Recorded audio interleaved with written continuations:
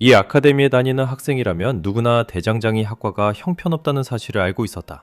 그래서 각 학과 수석들의 시연이 시작되었을 때 누구도 대장장이에게는 아무런 기대도 하지 않았다.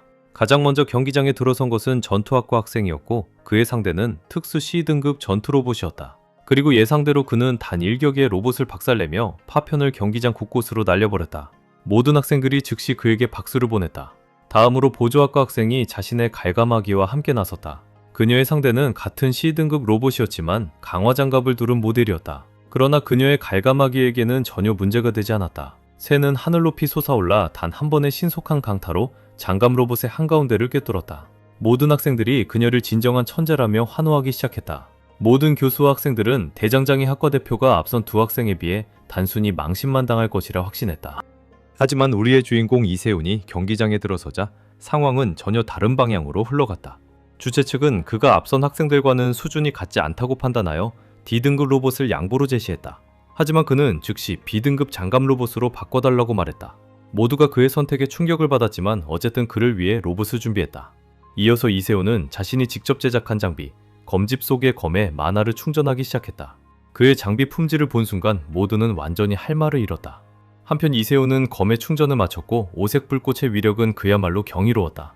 로봇이 에너지 장갑을 발동했음에도 우리 주인공의 단 일격은 그것을 먼지로 만들기에 충분했고 경기장의 절반도 함께 날아갔다. 먼지가 가라앉았을 때 모두가 완전히 말문이 막혀버렸다. 진행자조차도 입을 열 단어를 찾지 못했다. 그렇다면 이세훈은 도대체 누구인가? 과거의 그는 세상에서 가장 위대한 대장장이었다. 그러나 그조차도 다섯 마왕이 멸망의 바다를 통해 인류를 학살하기로 결심했을 때는 당해낼 도리가 없었다. 영웅들은 맞서 싸웠고 마침내 막판에 승리를 거머쥐었다. 하지만 그 대가는 절대적이었다. 마족들이 사라졌음에도 세상에는 아무것도 남지 않았다. 행성의 대부분이 이미 멸망의 바다에 삼켜졌고 승리는 완전한 패배처럼 느껴졌다. 인류 최후의 대장장이 이세훈은 매 초마다 좁혀오는 끝없는 바다를 바라보았다. 그의 곁에는 우리 주인공이 만들어준 장비 덕분에 가까스로 마왕들을 처치한 치명상을 입은 3명의 영웅이 있었다. 하지만 이제 그들의 시간도 다했고 이세훈은 끝없는 바다에 둘러싸인 채 홀로 남겨졌다. 바로 그때 그는 마지막 한 가지를 만들기로 결심했다. 시간도 자원도 거의 남지 않았지만 그는 자신의 고유 스킬로 자기 몸에서 특수한 광석을 추출해 단검을 만들기 시작했다. 그리고 물이 그에게 닿는 순간 그는 작업을 끝마쳤다. 그러고는 단검으로 자신을 찔렀다.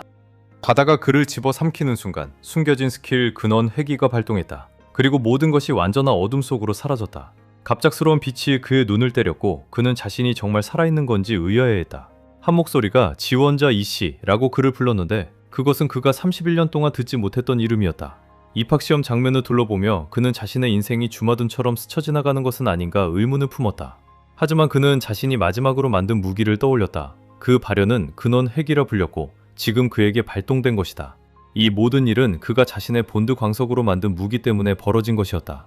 시험관이 그에게 호통치며 마지막 경고를 내렸다. 진지하게 임하지 않으면 쫓겨날 거라고 말이다.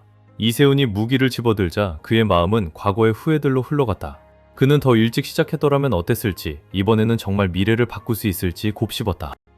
무기를 손에 쥐며 그는 과거는 더 이상 중요하지 않다고 스스로 되뇌었다. 중요한 것은 두 번째 기회를 얻었다는 사실이었다. 그는 모두를 지키기 위해 이 기회를 반드시 잡아야 했다. 그 생각만으로도 그의 얼굴에는 희망에 찬 미소가 떠올랐다. 그의 최우선 목록은 바벨 시험을 통과하는 것이었다. 세 마리 개를 찾는 일은 나중으로 미뤄둘 수밖에 없었다. 그는 작업에 들어갔다. 한평생의 경험이 그의 손을 인도하며 그의 단조 솜씨는 너무도 완벽하여 즉시 시험관의 눈을 사로잡았다. 교수는 몸을 기울여 가까이서 지켜보았다. 이세훈의 망치질은 겉보기에는 느려 보였지만 그 리듬은 완벽했고 매 타격마다 또렷하고 날카로운 공명을 만들어냈다. 재료를 확인한 시험관은 이 솜씨가 최상급이라 결론지었다. 조수 한조차도 그 품질에 경악했다. 두 사람 모두 이 작품이 시험을 통과하기에 차고 넘친다고 확신했다. 하지만 그때 두 사람의 절대적인 충격 속에서 이세훈은 갑자기 그 작품을 깨트려버렸다. 이번 생에서 그는 거칠에만 하는 작품으로 자신의 기준을 타협할 생각이 없었다. 조수아는 그 행위를 대장간에 대한 모욕으로 여겨 분노했지만 이세훈은 차분하게 과제를 다시 만들 기회를 요청했다. 한이 항의하려 하자 시험관은 이세훈이 실제로 어떤 규칙도 어기지 않았음을 지적하며 그를 꾸짖었다. 교수는 소년을 향해 시간이 40분밖에 남지 않았음을 일깨워주었다. 이세훈은 단지 그런 평범한 작품은 차마 제출할 수 없다고 말할 뿐이었다. 그의 자신감에 감명받은 교수는 그에게 행운을 빌어주었다. 우리 주인공은 다시 시작했지만 곧 벽에 부딪혔다. 그의 어린 몸은 그가 익숙했던 만화와 신체 능력이 부족했고 시간은 흘러가고 있었다. 그는 지금 상황에 맞는 지름길이 필요했다. 갑자기 이상한 소리가 방 안에 울려 퍼지며 모두의 시선을 끌었다. 다른 지원자들은 믿을 수 없다는 듯 쳐다보았다. 이세훈이 점화석에 수작업으로 만화를 주입하고 있었던 것이다. 한 지원자는 그것들을 불이 붙으며 폭발할 거라고 그에게 경고했다. 하지만 우리 주인공은 당황한 외침을 무시하고 그 돌들을 곧장 화로에 던져 넣었다. 방은 학생들이 허둥대며 아수라장이 되었고 누군가는 소화기를 가져오라고 외치기까지 했다. 한조차 교수에게 개입해달라고 애원했지만 시험관은 침착함을 유지했다. 그는 한에게 불의 흐름을 지켜보라고 명령하며 신창처럼 당황하지 말라고 일렀다. 그들 앞에 오색 화염마가 솟아올랐는데 그것은 서로 다른 점화석의 공명으로 강화된 고온의 불꽃이었다. 정밀한 만화 제어가 필요하지만 실제 에너지는 거의 사용하지 않는 그야말로 탁월한 고급 기술이었다. 다른 지원자들은 그저 경외감 속에서 지켜볼 수밖에 없었고 화로가 안정적으로 유지되며 모든 예상을 깨고 아무것도 폭발하지 않을 것임을 깨달았다. 교수는 철주계의 변하는 색조를 주목하며 점화석 공명을 활용해 열을 증폭시키고 단조 과정을 가속화하는 고급 기술을 알아차렸다. 그럼에도 시계를 본 그는 이세훈이 남은 30분 안에 끝낼 수 있을지 여전히 회의적이었다. 망치질이 계속되며 이세훈의 미성숙한 몸은 그의 가장 큰 적이 되어갔다. 만화는 바닥나고 보호결계는 무너져 그는 화로의 날 것 그대로의 열기를 견뎌야만 했다. 그는 시험이 끝나면 신체 단련을 최우선으로 삼겠다고 말없이 다짐했다. 하지만 지금은 피로를 이겨내며 남은 몇 초를 활용했다. 시험관이 마침내 중지를 외쳤을 때 우리 주인공은 작업을 완성해냈다. 바로 오색 화염검이었고 이는 시스템 알림을 발동시켜 그에게 고유 장인 스킬을 부여했다. 검의 품질은 방안을 충격에 빠뜨렸다. 판정 결과는 믿기 어려울 정도로 높았고 이세훈은 무심한 듯 교수에게 작품의 상세 능력치를 살펴보라고 권했다.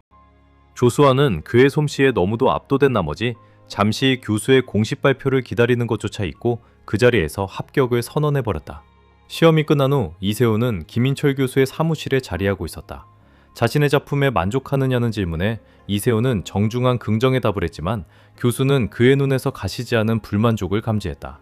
김인철은 본론으로 들어가 이세훈에게 지원을 철회할 것을 권하며 바벨의 정년학과가 명성이 시들어가는 가라앉는 배라고 설명했다.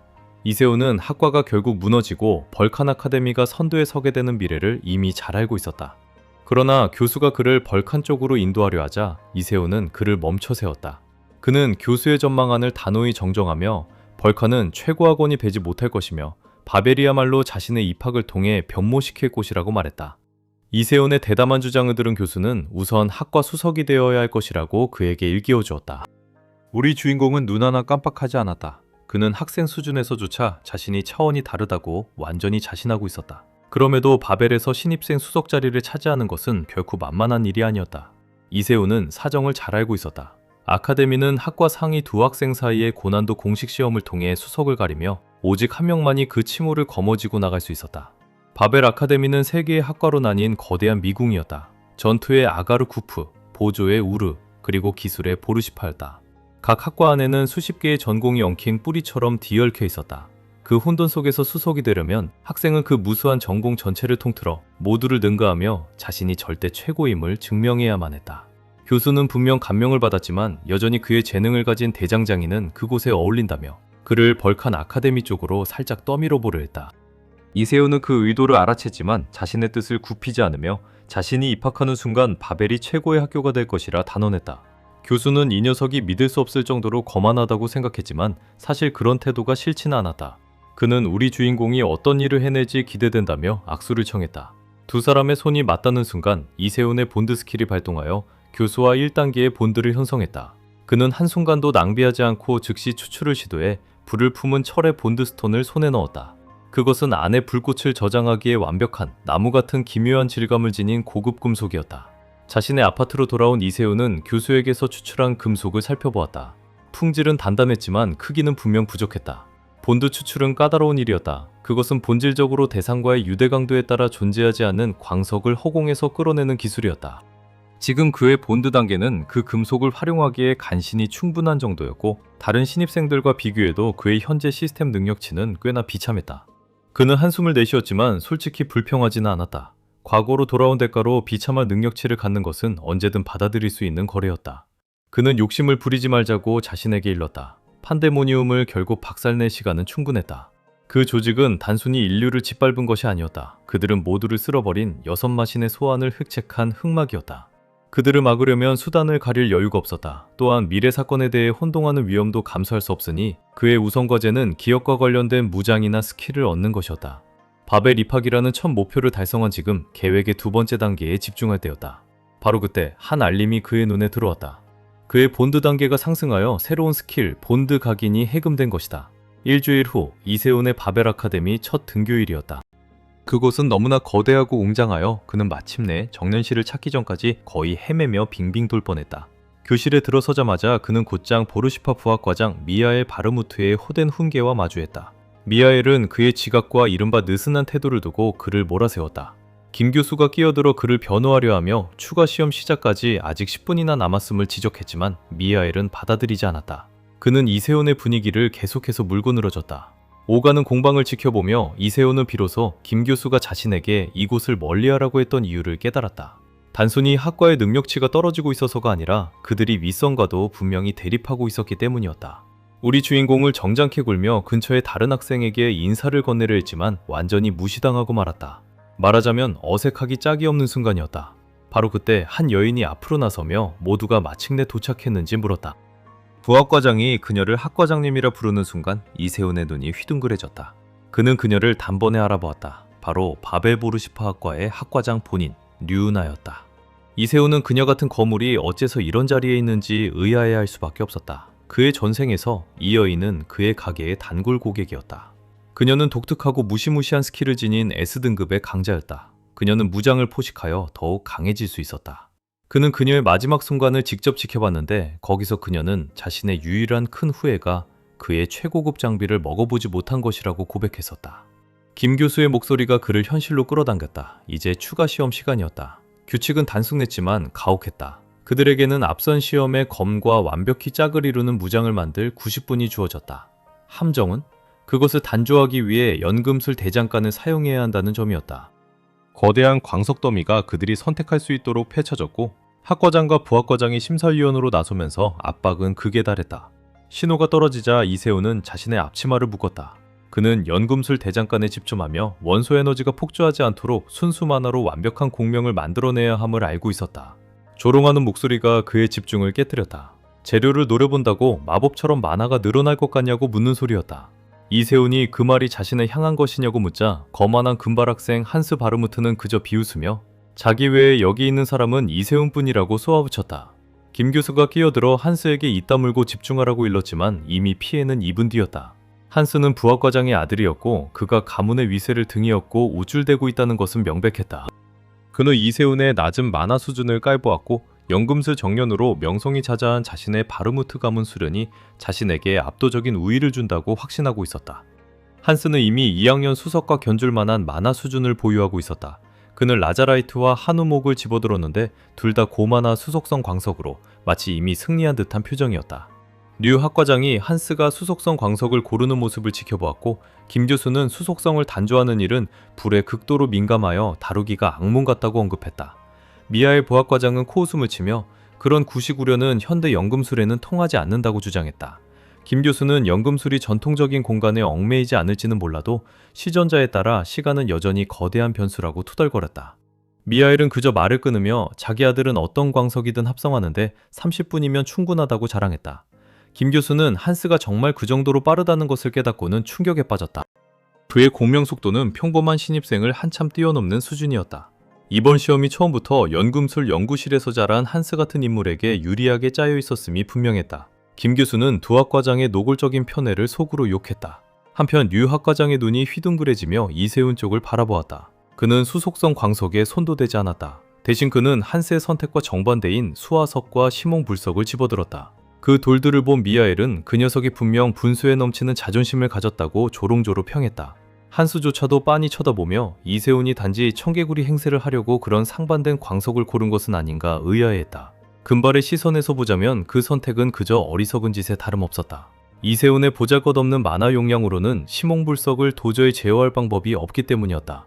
한스는 이거 쉬운 승리가 되겠구나 싶어 긴장을 풀기 시작했지만 뭔가 이상한 점을 알아채면서 그의 속마음 독백은 끊기고 말았다. 이세훈이 자신의 새 스킬, 본드 각인을 발동한 것이다. 스킬을 사용해 그는 불을 품은 철을 자신의 오른팔에 장착했다. 순식간에 그의 사진은 통제된 채 포효하는 화염에 휩싸였다. 한스는 그것을 싸구려 속임수라고 예측하며 비웃었지만 우리 주인공은 눈길조차 주지 않았다. 그는 이미 깊이 몰입한 상태였다. 부학과장은 의기양양한 미소를 지켜보며 이세훈이 광물과 같은 속성을 이용해 공명을 만들어내려 한다는 것을 알아차렸다.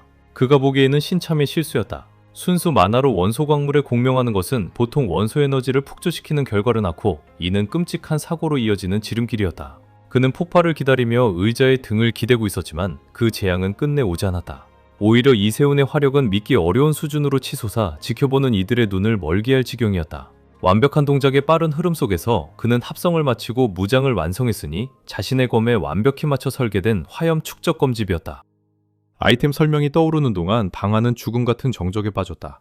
그것은 막대한 양의 화염 속성 만화를 저장할 수 있을 뿐만 아니라 사용자에게 불타는 야생불이라 불리는 스킬을 발동할 수 있게 해주었다.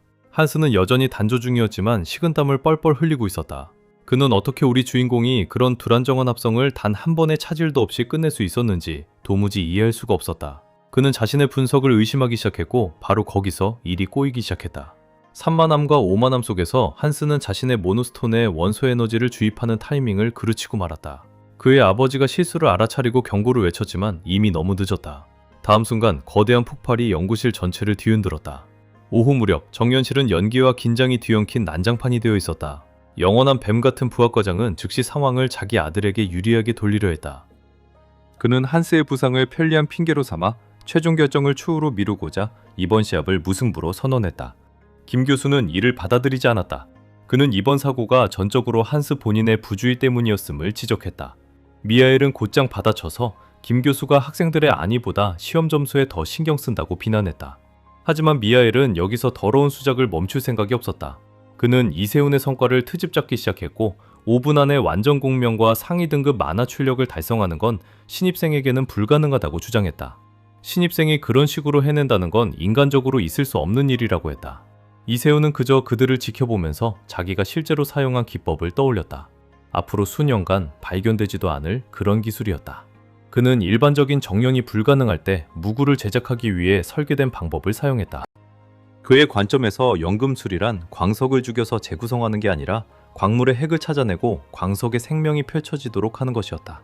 그는 사실상 미래 등급의 지름길을 사용한 셈이지만 미하엘 같은 자에게 그것을 설명할 마음은 조금도 없었다. 그저 모르는 척하며 멍한 표정으로 그를 마주봤을 뿐이었다. 미하엘은 그 미끼를 덥석 물고 비웃으며 대놓고 이세훈을 사기꾼이라고 불렀다. 그는 신입생이 레어 등급의 물건을 만든다는 건 통계적으로 불가능하니 분명 부정행위를 했을 거라고 주장했다. 김 교수가 진짜로 화가 나기 시작했지만 류 학과장의 목소리가 그를 가로막았다. 모두가 놀랍게도 그녀는 동의하면서 앞으로 나서 이세훈의 재능은 말이 안 된다고 말했다. 미하엘은 학과장이 자기 편을 들어 그 녀석을 실격시키고 재시험을 요구해 줄 거라 생각하며 거의 빛이 났다. 하지만 그때 상황이 이상하게 흘러갔다. 류 학과장은 주정을 보고 있는 게 아니었다. 그녀는 검집을 응시하고 있었고 입에서 침이 줄줄 흐르고 있었다. 정신을 놓기 직전처럼 보였고 분명 그 무구를 한입 베어 물고 싶어 죽을 지경이었다. 그녀는 하다못해 한 번만 핥아볼 수 있는지 물어보는 정도로 자제했지만 그녀의 갑작스럽고 기이한 탐욕에 좌중 전체가 얼어빠졌다. 이후 우리의 주인공은 자리를 떠나 새로 만든 검집을 돌이켜보았다. 타이밍이 조금 어긋나서 최종 결과물이 전문가인 그의 눈에는 미숙하고 미완성으로 느껴졌다. 하지만 그것만으로도 부학과장의 입에 신맛을 남기기에는 충분하고도 남았다. 걸어가던 그는 머릿속 어딘가에서 바르무트라는 이름이 자꾸 신경 쓰였다. 그 이름을 어디서 들어본 적이 있다는 건 알고 있었다. 그러다 떠올랐다. 그는 폭발견 노이제 발렌테에게서 들은 이야기를 기억해냈다. 그녀는 예전에 바벨에서 무구를 샀는데 그것이 폭발했고 그 결과 영구적인 만화화상을 입었다고 말한 적이 있었다. 한스가 루이제의 평생 가는 부상을 만든 무능한 대장장이었다는 사실을 그는 깨달았다. 원래 계획은 세 마리 개를 모두 찾아내 갱생시키는 것이었지만 그는 일단 루이제의 행로는 그대로 두기로 했다. 바로 그 부상이 그녀를 폭발견으로 만들고 잘못된 길로 빠지게 만드는 계기였다. 한편 보르시파학과 회의실에서는 격렬한 논쟁이 한창이었다. 은하학과장은 이세훈을 학과 수석으로 임명해야 한다고 강하게 밀어붙이고 있었지만 다른 교수들은 회의적이었다. 그녀가 어두운 목소리로 이의가 있느냐고 묻자 미하엘이 교활하게 입을 열었다. 그는 그것을 이의제기가 아니라 제안의 형식으로 포장하며 그녀가 학과장이 된 지 얼마 되지 않았다는 점을 짚어서 상기시켰다. 논쟁은 검집 자체로 옮겨갔다. 인상적이긴 했지만 위원회는 좀 더 면밀한 검토를 원했다. 김 교수가 끼어들어 지적했는데 장인 솜씨에는 다소 다듬어지지 않은 면이 있어도 만화가 활용되는 방식과 오색 화형검과의 완벽한 호환성은 천재적이라는 것이었다. 한 교수가 보고서를 훑어보며 수치에는 감탄했지만 여전히 신입생이 정말로 이걸 해낼 수 있는지 의심했다. 은하학과장은 폭탄 발언으로 그들의 입을 다물게 만들었다. 그녀는 위원회에 말하기에 그들이 보고 있는 부분은 이세훈이 실제로 만들고자 했던 것의 60% 정도에 불과하며 바로 그 부족함이야말로 그의 잠재력을 무서울 정도로 만들어준다고 했다. 이 문제를 매듭짓기 위해 그녀는 그들에게 그의 수석 시연을 맨 앞자리에서 볼 수 있는 기회를 제안했다. 그녀는 너무나 자신만만한 나머지 자기 경력을 걸기까지 했다. 만약 그가 행동하는 걸 보고도 자기 결정을 받아들이지 못한다면 그 자리에서 즉시 학과장직을 사임하겠다고 했다. 다음날 입학식에서 황제 루드비 슈베르트는 바벨의 역사에 대한 장황한 강의로 행사를 시작했다. 그는 5년 전 하늘이 인류의 진화를 위해 영웅의 탑을 내려보냈지만 지상의 세계는 그 길을 가로막는 모든 것을 타락시키기 위해 판데모니움 늪을 풀어놓아 응수했다고 말했다. 인류가 새로운 가능성을 얻은 바로 그 순간 거대한 재앙도 함께 태어났다는 것이었다. 바다 한가운데에 자리한 바벨은 그 이래로 영웅들을 끊임없이 배출해왔고 이제 황제는 신입생들을 그 대열에 합류하라고 초대하고 있었다. 그 노인을 바라보며 이세훈은 이미 알고 있었다. 그가 가식적으로 보이는 그런 착한 사람이 아니라는 것을. 마침내 사회자가 수석 시연을 호명하며 올해의 정상권 후보들을 무대로 불러냈다. 무대로 걸어 올라가던 이세훈은 전생에 마주쳤던 거만한 놈들을 떠올렸다. 그저 수석이라는 이유만으로 지나치게 콧대 높던 자들이었다. 이제 시연이 실제로 시작되니 그는 마침내 그들이 왜 그런 태도를 가졌는지 알 수 있었다. 사회자가 과제를 설명했다. 그들은 꼭두각시 공장 자동화 모델 9가 생산한 골든 유닛을 상대하게 될 것이었다. 단순한 연습 인형이 아니라 C등급 영웅과 실제로 겨룰 만한 전투 성능을 갖춘 기체였다. 로봇을 바라보던 우리의 주인공은 무기를 들고 있지도 않은데 저것이 과연 무술을 쓸 수나 있을지 의문이 들었다. 첫 번째 시연은 전투학과에서 시작되었는데 아가르쿠프 수석인 제이크 마이어스가 그 주자였다. 그를 바라보던 이세훈은 그가 마이어스 가문의 셋째 아들일 거라고 짐작했다. 마이어스 가문은 검술로 유명한 가문이지만 이 소녀는 분명 맨손 격투술의 전문가였다. 제이크는 로봇과 맞붙었고 시합이 시작되었다. 로봇은 즉시 달려들었지만 제이크는 가볍게 그 공격을 피해냈다. 또 다른 공격도 몸을 숙여 흘려보내며 그는 가벼운 발놀림을 유지했다. 로봇이 계속 압박했고 제이크는 계속 회피하다가 마침내 한 발 물러서며 이제 공격으로 전환할 때라고 결심했다. 그는 야수처럼 앞으로 돌진해 로봇의 복부 깊숙이 주먹을 박아 넣었다. 충격이 너무나 무자비해서 금속 외장이 부서졌고 관중석은 충격 속에 죽은 듯이 조용해졌다. 이세훈은 전생에 이 녀석이 20대 중반에 A등급으로 젊은 나이에 죽었다는 것을 떠올렸다. 지금 보고 있자니 그는 10년에 한 번 나올 만한 천재였고 우리 주인공은 이런 재능이 어째서 그렇게 일찍 죽었는지 의아해졌다. 하지만 제이크는 한 방으로 끝낼 생각이 없었다. 그는 다시 공격해 기계를 작은 조각들로 완전히 박살내버렸다. 그는 만족스러운 한숨을 내쉬며 이제 좀 몸이 풀린 것 같다고 농담을 던졌다. 사회자도 똑같이 얼이 빠져 있었지만 곧 정신을 차리고 그를 칭찬하기 시작했다. 순수한 완력만으로 C등급 영웅의 위력을 가진 자동화 기체를 제압한 것은 결코 작은 위협이 아니었다. 저런 화려한 퍼포먼스 다음이라면 누구라도 압박감을 느낄만 했다. 시연은 보조학과 수석 에리카 이노우에로 이어졌다. 그녀를 바라보던 우리 주인공은 그녀가 조금 더 압박감을 느끼지 않으리라고 짐작했다. 일본 3대 명문가 중 하나인 이노우에 가문의 장녀로서 그녀는 스포트라이트에 익숙했다. 전생에 그녀는 신화 등급 무구를 다루는 S등급 영웅이었지만 결국 타락해 마인이 되었고 자기 가문의 손에 쓰러졌다. 이세호는 그녀와는 거리를 두기로 마음먹었다. 마인이 될 운명을 지닌 사람과 엮이고 싶지 않았다. 그가 그렇게 생각하는 바로 그 순간 그녀가 그를 한번 흘끗 돌아본 뒤 앞으로 나섰다. 에리카는 무거운 갑옷을 두른 모델 9를 상대했는데 그 방어력은 이전 기체의 약 1.5배에 달했다. 그녀는 작은 새장을 열어 새 한 마리를 풀어주었다. 그녀의 한쪽 눈이 빛나기 시작하자 그녀는 새에게 가라고 명령했다. 새는 날카로운 비명을 지르며 날아올랐다. 로봇이 자세를 잡았고 특화된 방어형 기체였기 때문에 깨기 만만치 않을 것처럼 보였다. 그런데 갑자기 에리카의 까마귀가 증기처럼 날카로운 발톱과 두꺼운 장갑을 두른 완전한 기계 짐승으로 변모했다. 그것은 로봇을 향해 쏜살같이 날아가 단 1초 만에 거대한 구멍을 뚫어버려 기계를 무용지물로 만들었다. 까마귀는 원래 모습으로 돌아와 주인에게 되돌아갔다.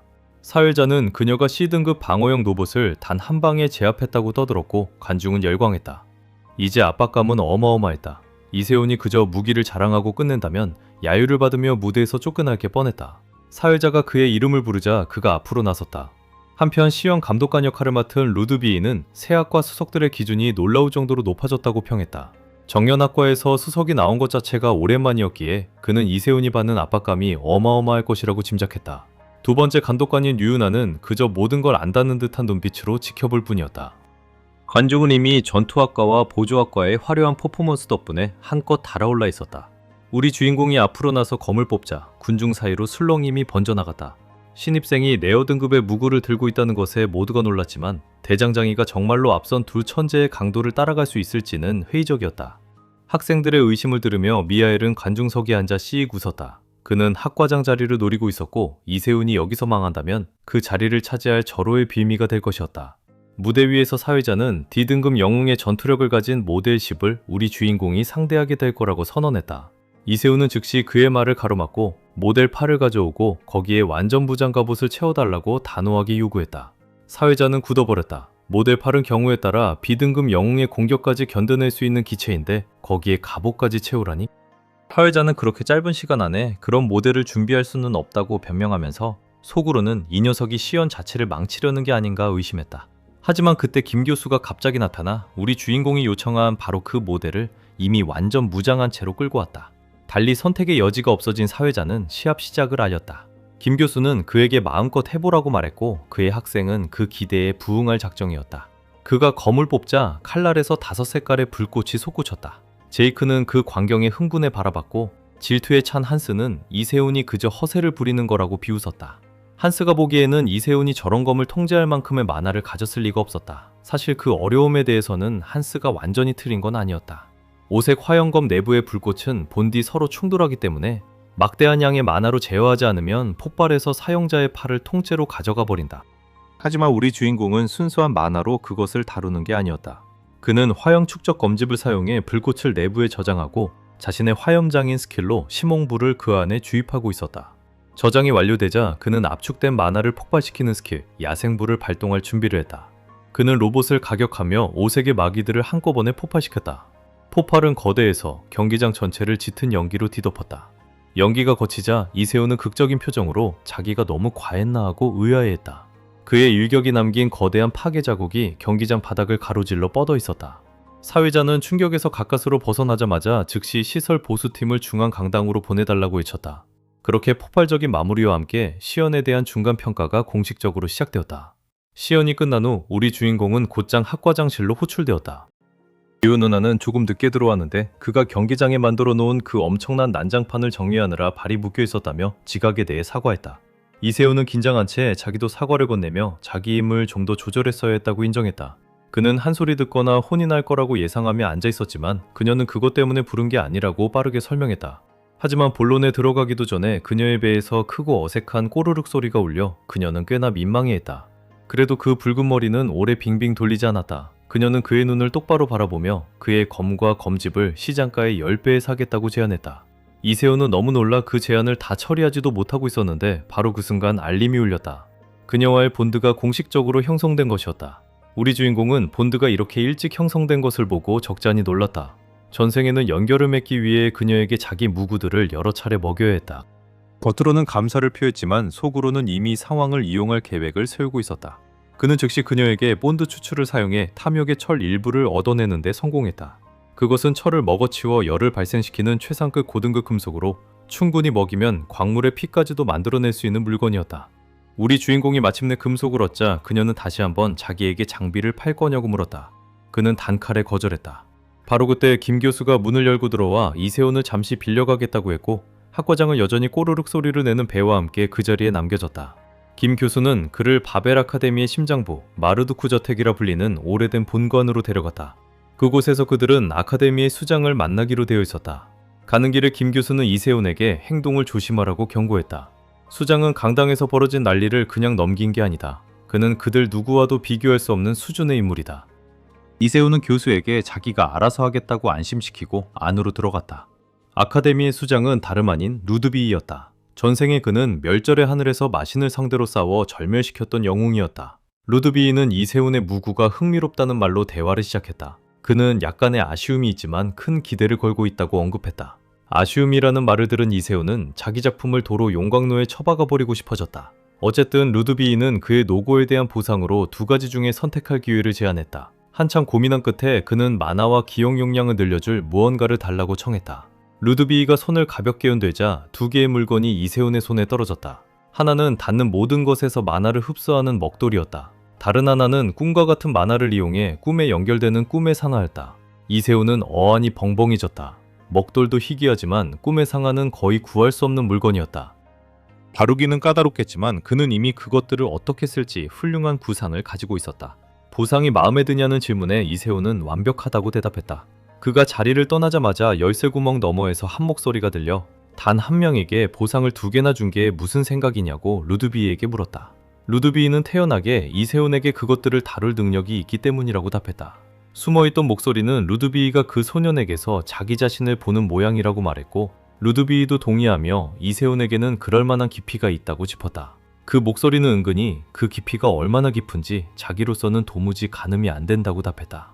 우리 주인공이 교실에 들어섰을 때 한스는 이미 보르시파의 3학년 선배 수석인 하워드와의 인맥을 자랑하고 있었다. 다른 동급생들은 그의 인맥에 감탄하고 있었다. 그러나 이세훈이 들어와 한스에게 어두운 시선을 던지자 그 금발 녀석은 즉시 두려움에 얼어붙었다. 한스가 속으로 천출 이세훈을 욕하는 사이에 김 교수가 들어와 첫 수업을 시작했다. 그는 투영 합금이라 불리는 인고 탐뭉치를 소개했는데 그것은 일반 광석보다 만화에 수십 배 더 민감하게 반응하는 재료였다. 김 교수는 인곳 내부에 만화를 주입하며 시범을 보였다. 순식간에 그의 머릿속에 그려진 무구가 손쉽게 만들어졌다. 교수가 작업하는 모습을 지켜보던 우리 주인공은 그가 세계 100대장인 안에 든 게 그냥 든 게 아니라는 사실을 새삼 깨달았다. 본드스톤을 만들 때도 그는 그 점을 똑똑히 느꼈었다. 이 인곳으로 만든 무구는 실제 전투에서는 사용할 수 없었다. 합금이 만화에 너무 민감하기 때문에 본질적으로 제작자의 잠재의식을 기록하게 되고 그 사람으로 하여금 자기 내면을 직시하게 만들기 때문이다. 그래서 그것들은 알터에고라고 불리는 것이었다. 그것들이 만들어내는 칼날은 자기 자신이 누구인지를 그대로 비추는 직접적 반영이었다. 김 교수는 정년학과에서는 표준적인 자기소개 대신 이 알터에고를 사용할 거라고 설명했다.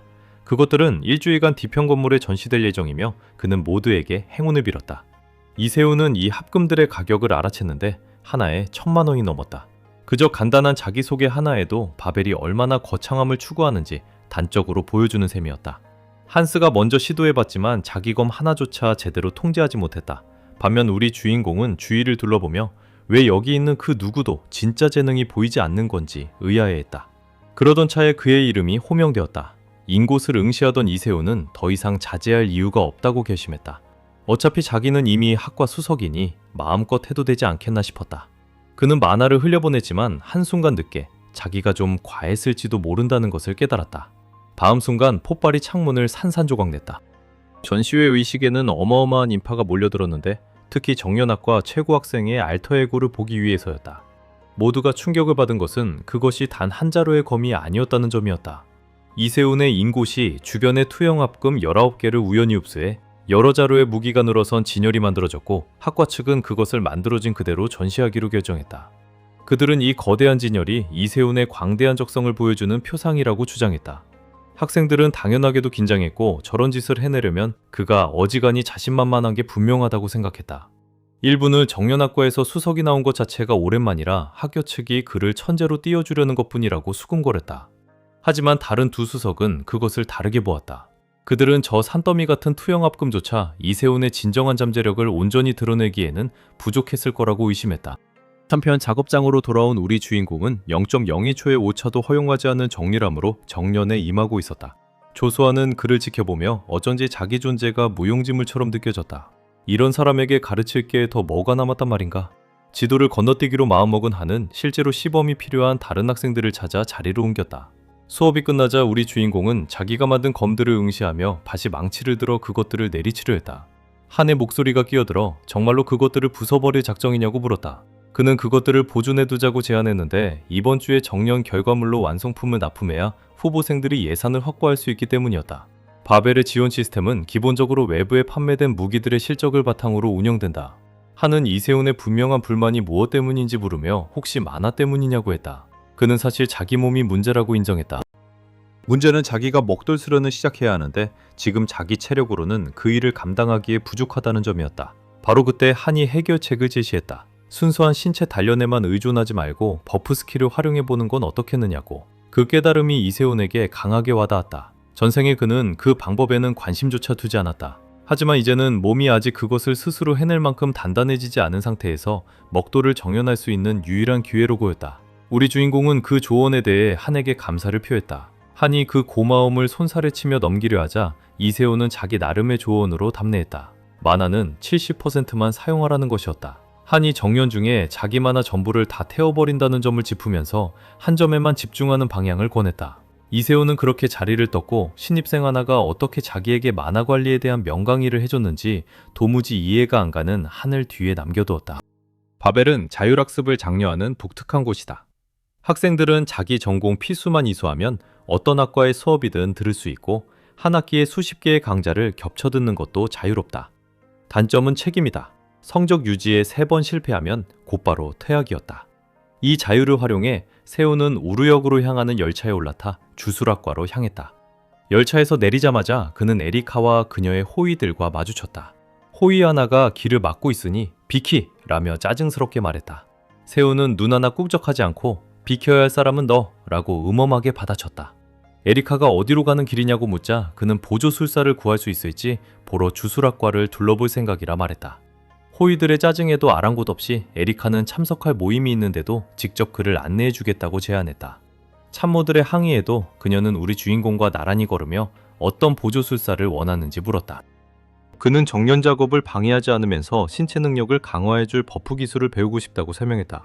그녀는 결계수를 제안했지만 세훈은 그건 보통 방어용이지 않냐고 지적했다. 에리카는 사용자에 따라 활용법이 달라진다고 설명했다. 시범으로 그녀는 봉투에 결계를 씌우고는 찢어보라며 도전장을 던졌다. 세훈은 종이를 찢으려 했지만 실패했다. 처음엔 단순히 종이에 내구도를 올린 줄 알았지만 곧 그게 아님을 깨달았다. 재료의 본래 성질은 그대로 유지하면서 강한 힘이 가해질 때만 단단해지는 방식이었다. 그는 이 기법이 극도로 섬세한 제어를 요하는 정년 작업과 완벽히 맞아떨어진다는 사실을 알아챘다.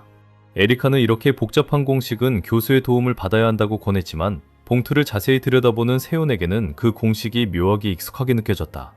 에리카는 결계 구성 담당 교수를 소개해주려 입을 열었으나 그 말은 목구멍에서 그대로 사라졌다. 그녀는 그가 봉투를 손쉽게 반으로 찢는 모습을 충격에 휩싸인 채 말없이 지켜봤다. 그는 가문 비전의 결계 공식을 이해한 정도가 아니라 그 자리에서 해체해버린 것이었다. 그는 도움에 감사하다며 언제 한번 같이 식사하자고 가볍게 제안했고 아직 뒤따라오던 졸개들까지 함께라며 농을 던졌다. 호위들이 달려들 기세였지만 에리카는 떠나가는 세훈의 뒷모습을 어둡고 흥미로운 표정으로 바라봤다. 그녀는 식사 대신 초대장을 주겠다 말했고 멀어지던 그를 놀라게 했다. 이후 에리카가 그를 우루 주술학과로 안내했을 때 소문은 이미 풀가동 중이었다. 일부 학생들은 둘 사이에 로맨틱한 기류가 있다 추측했고 어떤 이들은 늦은 밤 전시회에서 함께 있는 걸 봤다는 말까지 했다. 세훈은 그녀가 자신에게 감정을 가졌을 리 없다고 확신했다. 만약 그랬다면 지금쯤 본드가 형성됐을 테니까. 사실 그가 거기 있는 진짜 이유는 수업 신청 전에 배치 시험을 보기 위함이었다. 에리카는 그를 결계 구성 시험장으로 안내했지만 그곳은 완전히 폐허처럼 보였다. 세훈은 보물찾기라도 하는 건지 혹은 결계 뒤에 뭔가 숨겨져 있는 건지 의아했지만 자기도 모르는 사이에 경비를 통과해 입장 시험을 본인도 모르는 채 클리어해버렸다. 시험관이 무미건조하게 첫 단계를 이미 통과했다고 말하자 그는 당황했다. 조금 전 결계 구성 담당 교수인 로버트 페리는 에리카가 세훈에게 관심을 보인다는 소문을 들었다. 그녀의 졸개들은 증거랍시고 사진까지 보여줬다. 자료를 본 교수는 그녀가 갑자기 기초 강의에 나타나 신청자 수가 3배로 늘어난 이유를 알아챘다. 사정을 더 복잡하게 만든 건 이노우의 가문의 에리카의 형제까지 그 기초 강의에 자리를 요청했다는 점이었다. 지금 페리 교수는 세훈이 감각교란 영혼미로를 그대로 통과했다는 사실에 특히 흥미를 보였다. 그건 감각을 왜곡해 사람을 길 잃게 만드는 결계였다. 기초적이긴 했지만 무지한 학생은 감지조차 못할 텐데 통과해버린다는 건 말이 안 되는 일이었다. 교수는 두 번째 시험의 시작을 알렸다. 학생들은 결계를 깨고 순수 만화를 추출해야 했고 성적은 속도로 매겨졌다. 에리카에게 잘 보이려는 욕심에 한 소년이 먼저 나섰다. 결계는 거미줄 모양의 중앙에 거미가 줄을 타고 흐르는 만화를 감지하는 구조였다. 거미가 살아있는 한 거미줄은 무한히 재생됐다. 소년은 전체 공식을 자신의 만화로 감싸려 발버둥 쳤지만 그만한 만화 잔량이 그에겐 없었다. 결국 그는 2분 23초 만에 결계를 깨뜨렸고 교수에게서 속도는 그럭저럭이라는 미온적인 평을 받았다. 다른 학생 몇이 시험을 마친 뒤 드디어 에리카 차례가 왔다. 그녀는 단 몇 초 만에 결계를 해체해 구경꾼들을 얼어붙게 만들었다. 괜히 학과 수석인 게 아니었다. 페리 교수는 표준 해체법으로 하면 2초는 더 빠를 수 있었다고 일러주었고 그녀는 기억해두겠다고 약속했다. 드디어 세훈의 차례. 교수는 첫인상에 그가 꽤 평범해 보인다고 생각했다. 세훈은 곧바로 결계를 해체하는 대신 그 자리에 멈춰서서 결계를 뚫어지게 응시했다. 다른 학생들은 그의 방식에 의문을 품으며 수군대기 시작했다. 우리 주인공은 단순히 마법을 보고 있는 게 아니었다. 결계의 구조가 먹돌과 똑같다는 사실을 깨닫는 중이었다. 결계는 광석과 똑같이 스스로 복구되고 원상태로 되돌아간다. 그 돌을 정련하려면 모든 자극을 동시에 주입하면서 비율을 완벽하게 맞춰야 한다는 사실을 그는 떠올렸다. 그가 너무 오래 시간을 끌자 교수는 인내심을 잃기 시작했지만 에리카가 나서서 끝까지 지켜봐달라고 부탁했다. 세훈은 깊은 생각에 잠겨 있었다. 먹돌처럼 누적된 자극을 이렇게 붙들어둘 수만 있다면 자신이 그 광석을 마스터할 수 있다고. 순간 그는 눈 깜짝할 사이에 결계를 해체해버렸다. 조수는 세훈이 7분 넘게 걸린 탓에 시큰둥했지만 교수는 그 의미를 알고 있었다. 관찰 시간 따위는 중요하지 않다. 다음에 세훈이 이 결계를 마주하면 단번에 박살낼 것이었다. 우리 주인공은 그 마법을 단순히 해체한 게 아니라 그것을 무효화할 공식 자체를 만들어낸 것이었다.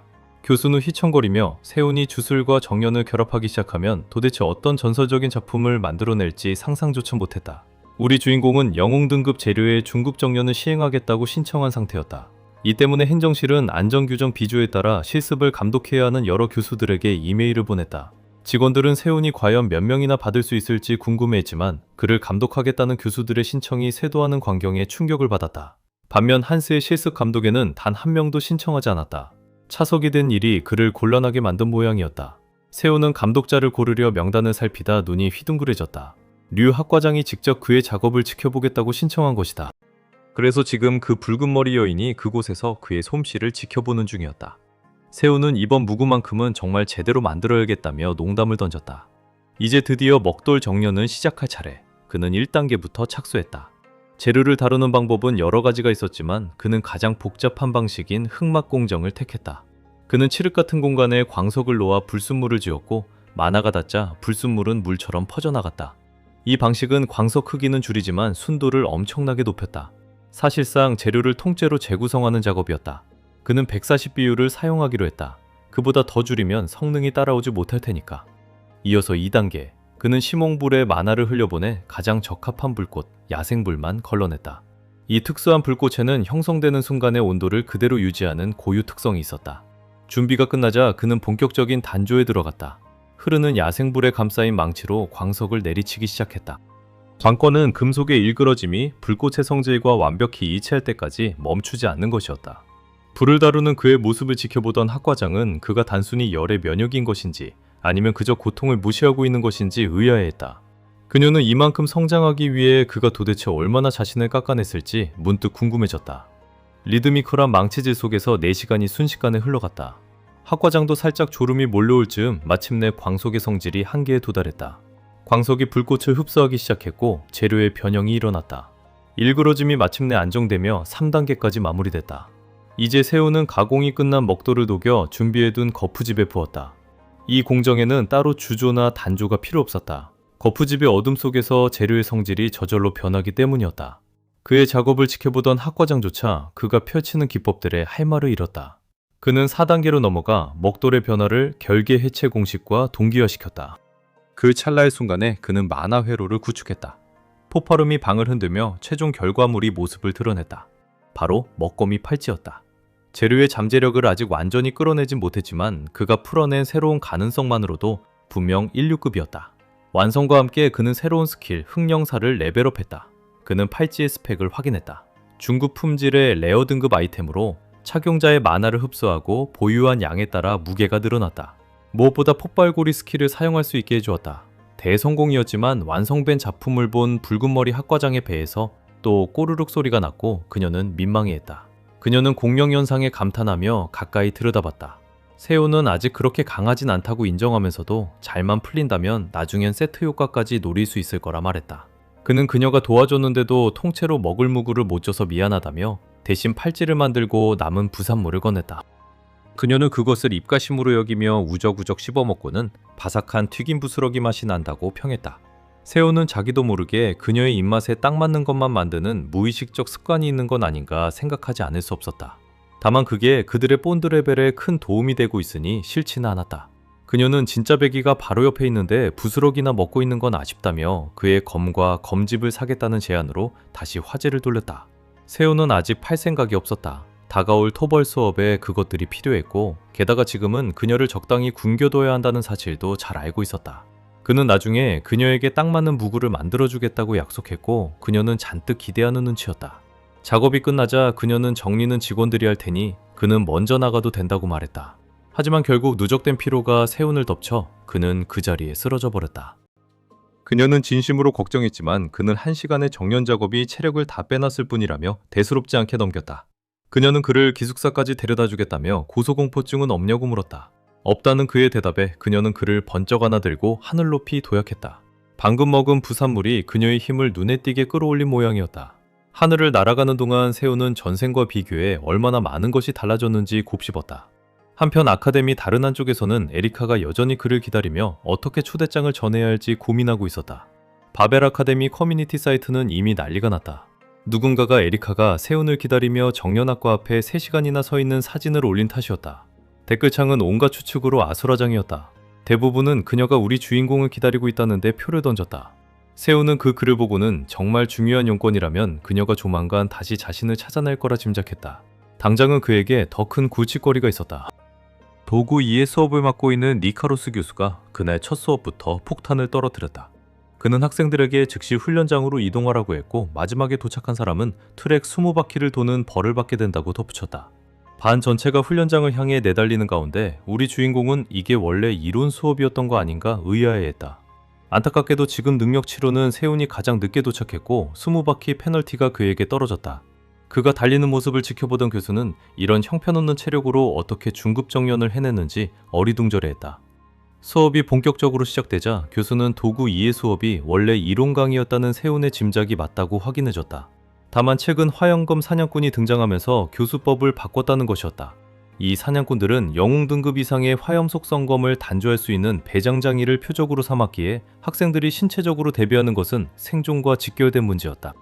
전생에서도 이 사건은 차갑게 미해결로 남은 미스테리였다. 교수는 설명을 이어가며 학생들이 자기 방어를 위해 몸을 단련할 수 있도록 수업을 신체 실습 위주로 전환하겠다고 밝혔다. 도구의 본질을 배우는 동시에 매복에 살아남는 훈련을 하는 게 목표였다. 세훈은 경계가 필요하다고 깨닫고 첫걸음은 순수 체력을 끌어올리는 일이 되어야 한다고 마음먹었다. 이를 위해 그는 새 팔찌를 활용해 만화를 저장하기 시작했고 그 방법으로 평균 스탯을 5포인트씩 끌어올렸다. 이 페이스를 유지한다면 1학년이 끝날 무렵엔 몸이 전투 가능한 상태에 도달하기를 바랬다. 얼마 후 교수가 그를 호명해 페널티 주행을 중단시켰다. 우리 주인공은 검 한 자루를 건네받았다. 강사가 기본 휘두르기 몇 번으로 그의 검수를 평가하기 위해서였다. 검을 손에 쥔 세훈은 팔찌의 추가 무게와 만화 흡수 탓에 자기 동작이 묵직하게 느껴질 거라는 사실을 알고 있었다. 전생에서 다듬어온 그의 기술은 극도로 정연된 것이었지만 그는 그저 한 합을 제대로 내지르기로 했다. 지켜보던 다른 학생들 눈에는 그의 움직임이 답답할 정도로 느리고 둔해 보였다. 교수는 처음엔 세훈의 검이 가야 할 길은 알고 있는 듯하지만 동작이 성급하고 위력이 부족하다고 평했다. 그는 비평을 늘어놓은 뒤 본 대련으로 넘어가려 했으나 다음 순간 세훈의 동작에 그는 그대로 굳어버렸다. 순간적인 동작의 흐릿함 속에서 세훈은 검을 움직여 그 칼날을 교수의 목 바로 앞에 들이밀고 있었다. 명백히 동요할 리카로스는 누가 이런 고위 기법을 가르쳐줬느냐고 다그쳤다. 세훈은 곤란해졌다. 전쟁의 스승이 그 특정 검법을 단 10분 만에 자기가 발명했다고 자랑했던 일이 떠올랐기 때문이었다. 그 사람은 사실 단조 비용을 못 낸 빈털터리 손님이었고 돈 대신 그 기술을 지불했던 인물이었다. 세훈은 재빨리 핑계를 만들어냈다. 그냥 온라인 영상을 보고 익혔다고 둘러댄 것이었다. 소년의 천부적 재능에 감탄한 리카로스는 제대로 배워볼 생각은 없냐며 아가르쿠프의 엘리트 신체 제어 강의에 추천서를 직접 써주겠다고 제안했다. 그렇게 세우는 그날 오후 아가르쿠프에 발을 들였다. 거기서 그는 전생의 임무를 알아봤다. 끈질기게 가르침을 구걸하는 학생을 떼어내려 애쓰고 있는 한 남자였다. 전생에서 그는 은퇴한 S급 영웅이자 단골 손님으로 검 박살자 마광수로 알려져 있었다. 세우는 도박과 술로 여생을 보내던 그 남자가 한때 교수였다는 사실을 좀처럼 믿기지 않았다. 또 다른 학생이 다가오는 모습을 본 교수는 한층 더 짜증을 부렸다. 세우는 자기소개를 하며 리카로스 교수의 추천을 언급했다. 그 자리에 있던 제이크가 끼어들며 세훈이 올해 정년학과 수석이라고 교수에게 알렸다. 타이틀에도 불구하고 교수는 첫인상으로 우리 주인공이 꽤나 평범해 보인다고 생각했다. 끈질긴 금발 학생을 단번에 떨쳐내려고 교수는 한 가지 도전을 제안했다. 금발이 세훈을 이기면 그를 제자로 받아주겠다는 조건이었다. 선제 공격을 적중시킨 쪽이 이긴다고 그는 선언했다. 시합이 시작되자 금발 학생은 곧바로 세훈을 향해 돌진했다. 교수는 세훈이 묘하게 이완돼 있다는 사실을 면밀히 살폈다. 몸의 긴장을 모두 빼서 유연성을 극대화하고 있는 것을 보며 우리 주인공이 타격보다는 그래플링을 노리고 있다는 사실을 알아챘다. 교수의 눈에는 처음엔 별로 볼거리 없는 시합이 될 것 같았다. 두 선수가 거리를 좁히자 금발은 자기 모든 것을 쏟아부어 그를 밀어붙이며 우위에 선듯보였다. 하지만 우리 주인공은 한 수 앞서 있었다.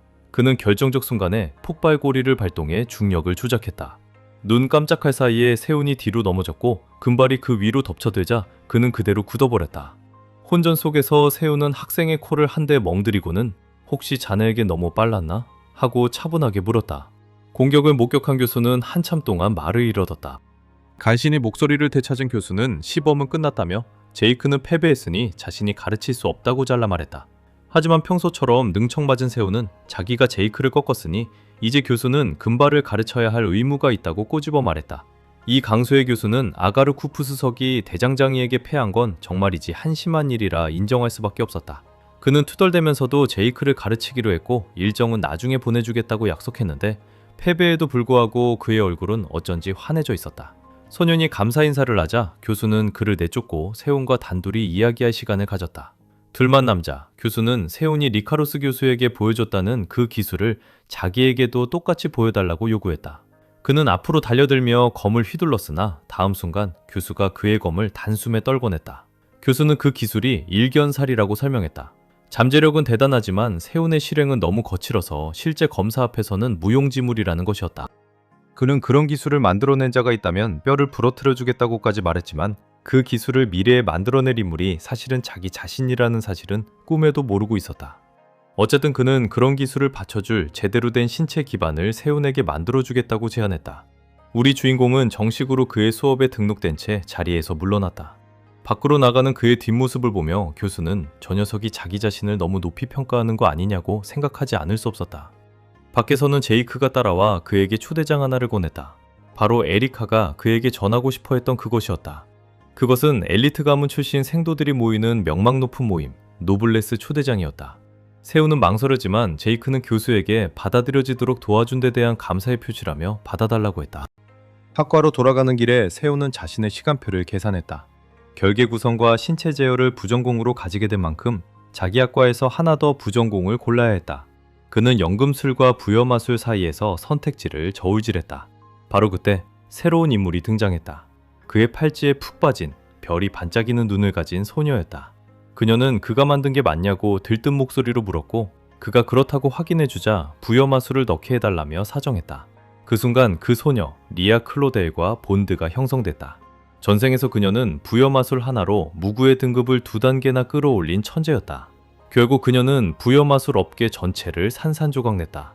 그녀는 그 팔찌가 먹돌로 만들어졌다는 사실을 깨닫고는 거의 비명을 지를 뻔했다.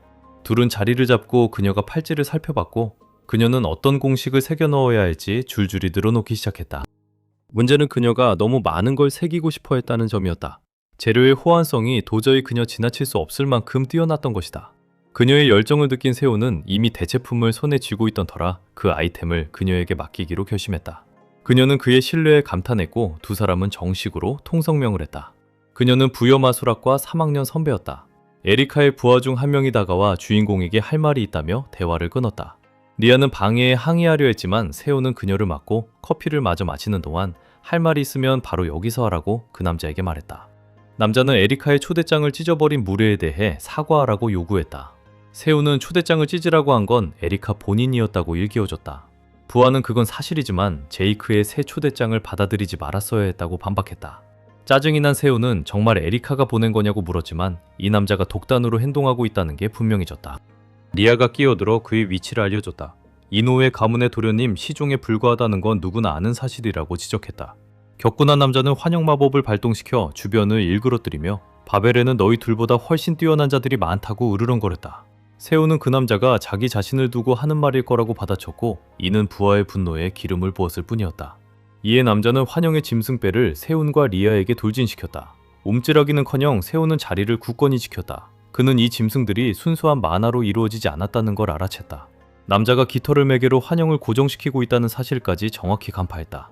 비밀이 드러난 것에 겁에 질린 남자는 세운이 자신의 단검을 손쉽게 빼앗는 모습을 지켜봤다. 세운은 탐욕의 철본드 각인을 사용해 그 금속이 단검을 통째로 집어 삼키게 만들었다. 부하는 100만일 골드짜리 무기가 허공으로 사라지자 끔찍한 비명을 질렀다. 세우는 거기서 멈추지 않았다. 폭발고리를 발동시켜 흐릿하게 남자에게 돌진했고 묵직한 주먹 한 방으로 대치를 끝냈다. 귀찮은 놈이 사라지자 그는 리아 쪽으로 돌아서서 부여마술학과에서 어떤 강의를 추천하느냐고 물었다. 신이 난 그녀는 고대 부여마술을 들어보라고 권하며 자기도 지금 그 수업을 듣고 있다고 말했다. 세운에게서 도망친 부하는 그대로 에리카와 마주쳤다. 그녀는 냉정하게 그의 단검을 보여달라고 요구했다. 무기를 받아든 그녀는 이 사건을 오빠에게 보고하지 말라고 엄격히 지시하며 가주에게는 자신이 직접 처리하겠다고 말했다. 칼날을 살펴보던 그녀는 도난방지 부여마술을 확인하고 세운이 자신과 교수님의 결계술을 바탕으로 대응 스킬을 만든 게 아닌지 의아해했다. 그녀는 그의 정련적성이 잠재적으로 S등급보다 높을 거라 평가했지만 마법에 대한 이해도를 보고는 마법 적성도 최소한 A등급으로 조정해야 한다는 걸 깨달았다. 한편 수업으로 돌아온 세우는 에리카와 본드가 형성되었다는 알림을 받았다. 그는 그녀가 자신과 시종 사이의 일방적인 싸움을 목격한 게 아닌지 궁금해했다. 추출 도중 부하의 단검에서 그 공식을 훔쳤기 때문에 이미 보상으로 쓸 수 있는 복제품 몇 개를 만들어둔 상태였다. 아직 사용할 수는 없었지만 그것들을 흠명사와 결합할 계획이었다. 그러는 사이 그는 강의 시간이 지루해졌다. 김 교수가 가르치는 모든 걸 이미 알고 있었기 때문이다. 마침내 교수는 수업의 실습 부분으로 넘어갔다. 그는 학생들 앞에 금속 벽돌들을 놓고 재료는 같지만 만화 배열에 따라 그 형태를 바꿀 수 있다고 설명했다. 그는 철의 변형을 시연하며 이 다재다능함을 익히는 것이 대장장이의 실력을 결정한다고 설명했다. 그는 자신이 다루는 금속의 진정한 잠재력을 파악해야 한다고 강조했다. 조수한이 인곳을 나눠줬고 김 교수는 학생들에게 첫 번째 과제를 줬다. 만화 배열을 조작해 단순한 흠집을 내라는 것이었다. 그는 인곳이 매우 민감하니 조심하라고 경고했다. 세우는 강의를 관찰하며 교수가 아직 마법 정련의 가능성을 부정하지 않았다는 걸 깨달았다. 학생들에게는 10분이 주어졌다. 대부분은 자신의 인곳이 원래 형태로 돌아오지 않자 당황했다. 오직 한스와 세운만이 성공했다. 한스는 자신의 속도와 능력이 세운과 견줄만 하다는 확신에 차 있었다. 그는 세운보다 먼저 다음 단계를 끝내자 들떠 있었지만 그 기쁨은 오래가지 않았다. 김 교수는 한스에게 인곳을 원래 형태로 되돌리라고 요구했다. 만화 배열이 완전히 망가져 있었기 때문이다. 처음부터 가공 방식이 틀렸기 때문에 금속이 변형을 견디지 못한 것이었다. 금발 소녀는 자신은 지시를 완벽하게 따랐다며 어리둥절해했다. 김 교수는 그가 금속의 잠재력을 파악하지 못했다고 지적했다. 배열을 복원하지 못한다면 그 장비는 변형되는 게 아니라 그저 망가지는 것일 뿐이었다. 한스가 어쩔 수 없이 다시 시작하는 동안 그는 세운이 멍하니 있는 걸 보고 라이벌이 실수했다고 짐작했다. 바로 그 순간 그 라이벌은 자신의 배열을 완성했다.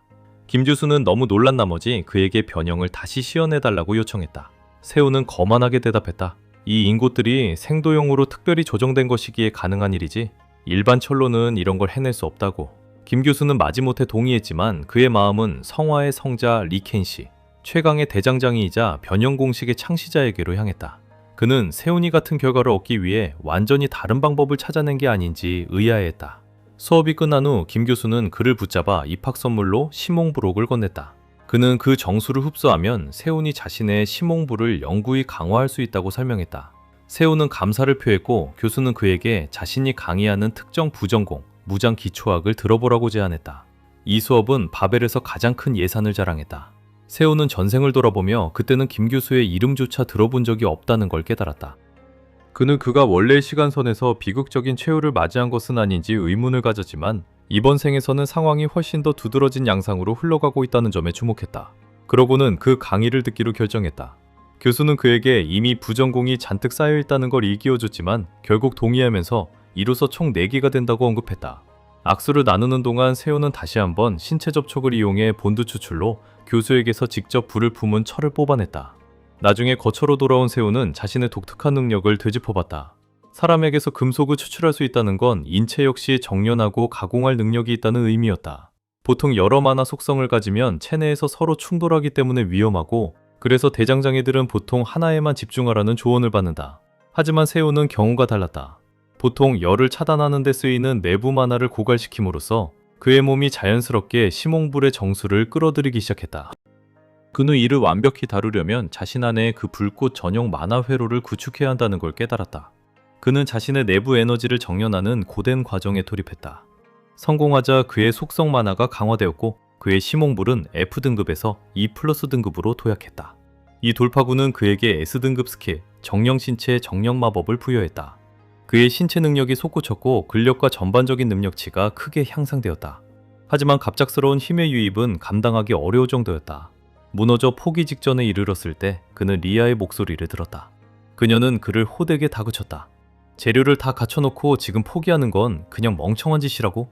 그녀는 그에게 단도직입적으로 정말 패배를 받아들일 거냐고 물었다. 세호는 눈을 번쩍 떴고 결의가 되살아났다. 그는 자신이 가진 모든 도구와 우위를 총동원하기로 결심했다. 방에 홀로 앉아 그는 단 하나의 목적에 마음을 정했다. 이번 생은 친구든 적이든 어떤 후회도 남기지 않고 살겠다고. 다음날 작업장은 활기로 가득했다. 학생들은 학기 내내 만든 물품들을 마무리 중이었다. 완성품을 학교와 외부 구매자 모두에게 납품해야 했기 때문이다. 조수아는 모두에게 최선을 다하라고 격려하며 예산이 이번 마지막 흐름에 달려있다는 점을 상기시켰다. 모두가 작업에 몰두했지만 세호는 전혀 만족스럽지 않았다. 그의 몸은 아직 최상의 상태가 아니어서 최근 작품에 미세한 어긋남이 생겼다. 편한 길을 거부하고 그는 처음부터 정령 과정을 다시 시작했다. 무난한 표준 제품으로도 자기 예산을 확보하기에는 충분하다는 걸 알았지만 그는 정말로 고품질인 작품을 적어도 하나는 만들어내고 싶었다. 작업을 진행하는 동안 그의 망치 소리가 율동적으로 조화를 이루기 시작하더니 그는 그 소리를 들었다. 사라지는 바다의 소리였다. 이는 그가 무언가 깊은 곳에 닿고 있다는 신호였다. 완성됐을 때 그 칼날은 단순히 일시적인 예리함만 가진 것이 아니라 영구적인 날카로움이 금속 자체에 새겨져 있었다. 그는 백광장검을 성공적으로 만들어냈고 그렇게 함으로써 해등급 백광 양식 스킬을 해방시켰다. 일반 철을 사용했음에도 그의 회기전 실력이 분명히 드러나기 시작하고 있었다. 그가 자신의 작품에 감탄하는 동안 많은 동급생들은 그럴듯한 결과물 하나조차 만들어내지 못해 고전하고 있었다. 토요일 아침 세호는 리아와 만났다. 그는 그녀의 기본 부여마술 실력을 직접 보고 싶었기에 그녀는 그를 아가르쿠프 구역에 숨겨진 외딴 작업장으로 데려갔다. 그들은 결국 헬레나라는 노부인이 운영하는 철물점에 도착했다. 가게에 들어선 순간 헬레나는 리아에게 소리를 질렀고 곧바로 세훈이 그녀의 남자친구냐고 물었다. 리아가 그를 정연학과 수석이라고 소개하자 노부인은 코웃음을 치며 학원이 이렇게 물러 보이는 녀석을 받아들일 정도로 기준을 낮춘 모양이라고 비꼬았다. 그러더니 노부인은 다시 리아에게 분노를 돌려 산더미처럼 쌓인 작업을 가리켰다. 세훈은 가게를 둘러보며 헬레나의 숨겨진 실력에 감탄했지만 그녀 정도 되는 인물이 왜 이런 곳에서 단순한 철물점을 운영하는지 의문을 품었다. 리아는 일이 많다고 인정하며 세훈에게 자신의 부여마술 팔레트와 마법석을 갈아서 만든 분말들을 보여줬다. 그는 그녀가 기본 8색깔을 훌쩍 넘는 놀라운 다양성으로 다루는 모습을 지켜봤다. 그가 팔레트만으로 손상된 부여마술 공식을 복원할 수 있느냐고 묻자 그녀는 그렇다고 확인했다. 그녀는 이게 자신이 돈을 버는 방법이라며 높은 재료비를 걱정할 필요 없이 부여마술을 되살리는 일이라고 설명했다. 그녀가 이러는 모습을 보며 세호는 이 모범생이 수석을 놓친 게 재능 부족 때문이 아니라는 걸 깨달았다. 그녀는 그저 자신의 작업이 주는 즐거움에 너무 깊이 빠져 있어서 직함이나 순위 같은 데 관심이 없을 뿐이었다. 가게를 둘러보던 중 세훈의 눈에 만화의 공명에 특수효과를 부여하는 특별한 숫돌이 들어왔다. 그는 자신을 시험해보고 싶어 안달이 났다. 특히 이번 생에서 처음으로 백광을 새긴 직후였기 때문이었다. 그의 생각은 헬레나의 재촉에 끊겼다. 그녀는 그에게 잡동사니 더미에서 뭐든 골라 작업에 들어가라고 다그쳤다. 세훈은 낡아빠진 칼 한 자루를 발견했다. 나름 무뎌져 있었지만 축이 비틀어지지 않은 걸 보고 그는 이 칼이 검을 진정으로 다룰 줄 아는 사람의 것이었음을 알아차렸다. 그는 고품질 숫돌을 사용해 그날을 한 개까지 갈아내기로 결정했다. 섬세한 작업에 들어가자 그의 움직임의 정밀함에 헬레나는 멈칫했고 이 아이가 정말 신입생이 맞는지 의아해했다. 아침이 기포포가면서 모범생 소녀는 자기 일을 마쳤고 헬레나가 세운의 작업에 완전히 매료되어 있는 걸 알아챘다. 그녀는 노부인을 놀리며 흠을 잡으려고 들여다본 것 같은데 도리어 가르침을 받게 된 모양이라고 짓궂게 말했다. 그 말에 소녀는 노부인에게 장난스러운 한 대를 빠르게 얻어맞았다. 세우는 마침내 작업을 끝내고 칼을 건네면서 다음에는 더 잘해내겠다고 약속했다. 헬레나는 거치적거린다는 듯 두 사람을 즉시 가게 밖으로 내쫓았다. 잠시 후 그녀의 오빠가 자기 칼을 가지러 들어왔고 식당에 주문이 밀려 정신없다고 말했다. 헬레나는 못마땅한 기색을 숨기지 않고 저 남자는 식당 주인이 아니라 전투학과 교수가 됐어야 한다고 투덜거렸다. 남자가 칼을 살펴보더니 그 자리에서 굳어버렸다. 그는 헬레나에게 직접 갈았느냐고 아니면 조수 중 하나가 드디어 실력이 늘었느냐고 물었다. 하지만 그녀는 그저 신입생이 한 작업이라고 밝혀 그를 놀라게 했다. 무서울 정도로 날카로운 날과 그 뒤에 있는 솜씨를 분석한 남자는 이 정체불명의 학생이 도대체 누구인지 궁금해하며 자리를 떴다. 돌아오는 길에 세온과 리아는 헬레나의 사연을 이야기했다. 리아는 노부인이 사실 정년학과에 은퇴한 교수로 학원을 떠난 후 아가르쿠프의 가게를 차린 것이라고 설명했다. 세온은 그녀가 떠난 사연이 궁금해졌다. 특히 전생에서 정년학과가 바벨에서 가장 약한 학과였다는 기억이 떠올랐기 때문이다. 그는 이게 그냥 넘겨서는 안 될 디테일이라는 점에 주목했다. 리아는 수줍게 자신의 부여마술에 대한 그의 의견을 물었다. 그는 그녀의 기본기가 완벽하다고 칭찬했지만 그녀가 자랑하려는 찰나에 시야가 좁다고 단숨에 일축했다. 그는 그녀가 다양한 방법에 대해 방대한 지식을 가졌음에도 실제로 시도해보지는 않는다고 지적했다. 그녀는 한 발 물러섰지만 그는 그녀가 이론은 알면서도 실행에 옮길 창조적 용기는 부족한 부류라고 강조했다. 그는 창조자의 상상력이 가장 큰 무기이지만 그녀는 자신의 상상력을 억누르고 있다고 말했다. 그녀가 자기는 분명히 자기 분야를 이해하고 있다고 항의하자 세온은 그녀에게 한 가지 시범을 보여주기로 했다. 그는 비유를 들었다. 만약 수면 아래에 돌을 놓아야 한다면 그 돌을 만드는 게 정년이고 수면 위에 그 잠긴 돌의 모습을 새기는 것이 부여마술이라고. 부여마술은 꿈의 본질 속에 존재한다고 그는 설명했다. 그는 자신의 시몽포를 끌어내 그녀에게 그 단검을 보여줬다. 리아는 강화가 표면만이 아니라 금속 아래까지 새겨져 있는 걸 보고 경이로움에 빠졌다. 그는 그녀에게 하나만으로 부족하다면 부여마술을 이중으로 겹쳐보라고 제안했다. 그는 칼을 던지며 시범을 보였고 그 예리함이 시몽불의 흐름을 타고 어떻게 흘러가는지 설명했다. 그의 부여마술은 엄밀히 따지면 불완전했지만 그는 리아를 신뢰했다. 그녀 같은 천재는 길을 보여주기만 하면 언제나 방법을 찾아낸다는 걸 알았기 때문이다. 설득되고 영감을 받은 그녀는 단검을 가져가서 제대로 다시 손볼 수 있게 해달라고 부탁했다. 세온은 동의했고 작업 중이던 다른 단검들까지 함께 건넸다. 그녀가 신나게 감사를 표하는 동안 세온은 그녀가 눈치채지 못하는 사이에 그녀에게서 본드스톤을 성공적으로 추출했다. 이후 주인공은 무도장으로 향하면서 오늘 경기에서 미친 개와 마주칠지 궁금해했다. 또한 왜 에리카가 자기 등에 매달려 있는지에 대해서도 의문을 떠칠 수 없었다. 그는 만약 자신이 쫓아내려 한다면 약간의 거리를 들 거냐고 물었고 그녀는 조금 떨어져 주겠다고 동의했다.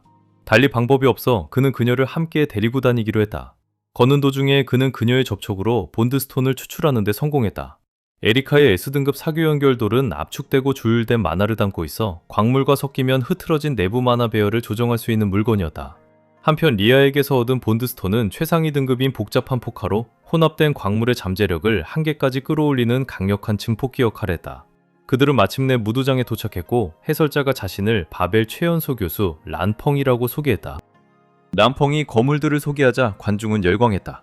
첫 번째는 마이어스 가문의 후계자 아가르쿠프 4학년 수석이었다. 그녀는 A등급 초인 무술을 구사하는 전투의 절대 괴물이었다. 바로 미래의 영웅의 탑을 정복하게 되는 검의 성자 아리아 마이어스였다. 이어서 활인종파 엠버스피어의 후계자이자 3학년 수석 대한민국 무형문화재의 본인이 등장했다. 세우는 그를 보자 미소를 참을 수 없었다. 이 예의 발라 보이는 청년이 미래의 그 악명 높은 미친개 염성화가 된다는 걸 알고 있었기 때문이다. 경기는 괴문과 함께 시작되었고 칼날들이 곧바로 부딪혔다. 아리아가 분명히 우위를 점하며 완벽한 정확성으로 성화를 몰아붙였다. 성화의 평균 이하의 경기력을 보며 세우는 이런 명문 창술의 후계자가 왜 이렇게 고전하는지 의아해했다. 받아야 할 지원을 못 받고 있는 건가? 하지만 그보다도 성화가 사용하는 창의 형편없는 품질이 정말로 세운의 대장장이 본능을 자극했다. 결국 미친개는 경기에서 패배했고 그 자리에서 기권했다. 보통은 양쪽 선수 모두 인터뷰가 잡혀있지만 성화는 누군가 마이크를 들이밀기도 전에 경기장에서 박차고 나갔다. 아리아가 경기 후 인터뷰를 시작할 때 세우는 성화가 떠나는 걸 발견하고 자리에서 일어나 그를 따라가기로 했다. 에리카는 그가 출구로 향하는 걸 알아채고 살짝 안도하는 듯 보였다. 그가 다음 경기인 자기 오빠의 시합을 보러 남지 않아서 다행이라 여겼지만 세훈은 그저 아리아의 거만한 태도에 관심이 없을 뿐이라고 말했다. 하지만 세훈이 미처 깨닫지 못한 것은 자리에서 일어서는 순간 자신이 아리아 마이어스 본인의 날카롭고 주의 깊은 시선에 포착됐다는 사실이었다. 세훈은 무도장 근처 공원에서 염성화를 찾아냈다. 멀리서 그를 지켜보며 세훈은 성화가 장차 어떤 인물이 되는지 떠올렸다. 사망부대의 중추 역할을 했던 미친 개, 결국 멸망의 바다 마신을 쓰러뜨리기 위해 목숨을 내던졌던 그 사람이었다. 지금의 성화는 미르만큼 비틀어져 있지 않았기에 세훈은 잘만 풀어가면 본드스톤 추출이 훨씬 수월할 거라고 생각했다. 성화는 즉시 그를 알아챘다. 그는 관중 속에서 봤던 얼굴을 알아보며 이 꼬마가 사람 추적하는 재주가 있다고 인정했지만 기분은 어두웠다. 그는 주인공에게 왜 자기를 따라오느냐고 따져 물었다. 세훈은 우호적으로 대하려 했지만 성화는 받아주지 않고 단호하게 꺼지라고 말했다. 주인공이 물러서지 않자 미친 개는 폭발했다. 약간은 실력이 있다고 해서 자기와 같은 수준이라고 착각하는 약자들이 얼마나 식은지 토해냈다. 주인공이 전생에서 알았던 그 무시무시한 모습과 비교하면 이 정도 행동은 사실 어느 정도 점잖다고 느껴졌다. 말로는 안 된다는 걸 깨달은 세훈은 자신의 심홍부를 발동시켰다. 물러서지 않고 버티고선 그의 모습은 성화를 격노케 했고 특히 주인공이 화륜 엠버스피어의 명맥을 끊을 책임자가 바로 성화 본인이 될 거라고 도발하자 더욱 그랬다. 눈에 핏발이 선 성화가 대화를 끝장낼 작정으로 주먹을 내질렀다. 하지만 그 일격이 막 닿으려는 순간 주인공은 본드각인 탐욕의 철을 발동시켜 그 엄청난 힘을 비껴낼 수 있었다. 성화는 충격을 받았다. 그는 마침내 학과 수석으로서 세훈이 자신 앞에 설 자격이 있음을 인정했지만 그 모욕만큼은 그냥 넘길 수 없었다. 그는 다시 돌진하며 엠버 휠의 진정한 힘을 보여주려 했다. 다음 순간 성화는 순수한 혼란에 얼어붙었다. 오로지 자기 가문의 기술에만 속해야 할 엠버가 갑자기 세훈의 손에서 일렁이고 있었다. 공포가 그를 덮쳤다. 세훈이 단순히 공격을 막은 게 아니라 공식을 해체해 훔쳐갔다는 사실을 깨달았기 때문이다. 그는 분노에 눈이 멀어 다시 공격했지만 세훈은 손쉽게 피했다. 세훈은 성화가 통제력을 잃기 직전이라는 걸 알고 있었다. 미래의 확고 증오 사건은 바로 이런 불안정한 태도 때문에 일어난 일이었다. 그러나 탐욕의 철의 효과가 사라지면서 그의 몸도 부담을 견디지 못하고 흔들리기 시작했다. 본드를 확보하려면 이 일을 마무리해야 하지만 평화롭게 끝낼 수는 없다는 걸 그는 알았다. 성화에게 닿으려면 그의 자존심을 박살내야 했다. 다음 수를 준비하던 찰나 한 손이 허공에서 성화의 주먹을 잡아챘다. 주인공의 손이 아니었다. 난투극을 끊으려고 끼어든 제이크였다. 제이크는 상황을 빠르게 수습했다. 성화가 둘 다 꺼지라고 외치는 동안 제이크는 사실상 주인공을 끌고 그 자리에서 빠져나왔다. 그들이 떠난 후 성화는 공원에 홀로 남아 후배에게 시비를 걸어 화륜 엠버스피어의 명성을 더럽힐 뻔하고 사부에게 부끄러움을 안길 뻔한 주먹을 휘둘렀다는 사실을 한탄했다. 돌아오는 길에 제이크는 세훈에게 선배에게 시비를 건 것에 대해 계속 꾸짖으며 영성화 같은 사람에게 도전하는 건 그야말로 죽음을 자초하는 짓이라고 지적했다.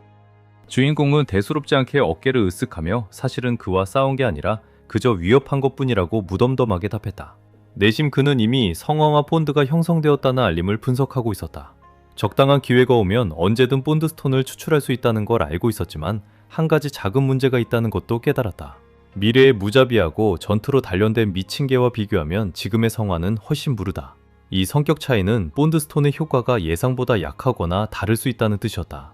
자신이 필요로 하는 고등급의 힘을 얻으려면 세훈은 미래의 미친 개와 본드 등급을 끌어올릴 방법을 찾아야 한다는 걸 깨달았다. 화제를 돌리려고 이세훈은 금발의 제이크에게 미친 개의 주먹을 막아낸 손은 좀 어떠냐고 물었다. 제이크는 환하게 웃으며 자기 손은 무쇠처럼 단단하다고 자랑스럽게 떠벌렸다. 하지만 제이크는 그렇게 쉽게 화제 전환에 넘어가지 않았다. 그는 아까 이세훈이 자기 누나에 대해 한 말 때문에 식은땀을 흐리고 있었다. 아리아가 제이크의 누나라는 걸 알면서도 이세훈은 돌려 말하지 않았다. 그는 제이크에게 누나가 거만한 인간이라고 대놓고 말했다. 그러자 소년의 얼굴에는 순수한 공포가 떠올랐다. 그는 이세훈이 얼마나 큰 일을 휘말렸는지 깨달았다. 특히 아리아가 이미 그에 대한 정보를 캐고 있다는 사실 때문에 설상가상으로 제이크는 마지막 폭탄까지 떨어뜨렸다. 그는 누나가 공식적으로 그에게 개인적인 관심을 갖게 됐다고 알려줬다. 제이크는 당장이라도 기절할 것 같은 표정이었다. 아리아 마이어스가 누군가에게 관심을 갖게 되면 결코 조용히 끝나지 않는다는 걸 알고 있었기 때문이다. 우리 주인공이 가장 먼저 한 말은 그 시끄러운 군중 속에서 대화를 엿들으려면 아리아의 귀가 어지간히 예민한 모양이라는 것이었다. 그는 관심이 그저 관심으로만 머문다면 환영한다고 했다. 속으로는 이미 계산을 마쳤다. 성아의 라이벌인 아리아의 눈에 들면 그 미친놈의 관심까지 끄는 지름길이 된다는 것을. 제이크는 중재자 노릇을 시도하며 누나는 만만하게 볼 사람이 아니라고 경고했지만 이세훈은 그의 말을 잘랐다. 그는 아리아가 옹졸하고 음흉하다고 직설적으로 내뱉었고 제이크는 완전히 패닉에 빠졌다. 제이크가 마침내 왜 그렇게 누나를 싫어하느냐고 묻자 이세훈의 생각은 전생으로 흘러갔다. 그는 아리아가 어느 날 갑자기 사라지더니 누군가가 그녀의 검에서 마신을 소환한 사건을 떠올렸다. 빛을 지우는 마신의 신성이었다. 물론 그 사실을 말할 수는 없었기에 그는 그저 그녀의 얼굴이 사고뭉치라고 외치는 것 같다는 핑계를 댔다. 이세훈이 자리를 떠나자 제이크는 누나로부터 문자를 받았다. 누나는 이세훈에 대한 모든 정보를 원했고 사실상 제이크에게 다리 역할을 하라고 명령했다. 하지만 다음 메시지에 제이크는 움찔했다. 누나는 그 옹졸하고 음흉한 자기 누나가 부탁이 있다고 했다. 즉, 대화 전부를 다 들었다는 뜻이었다.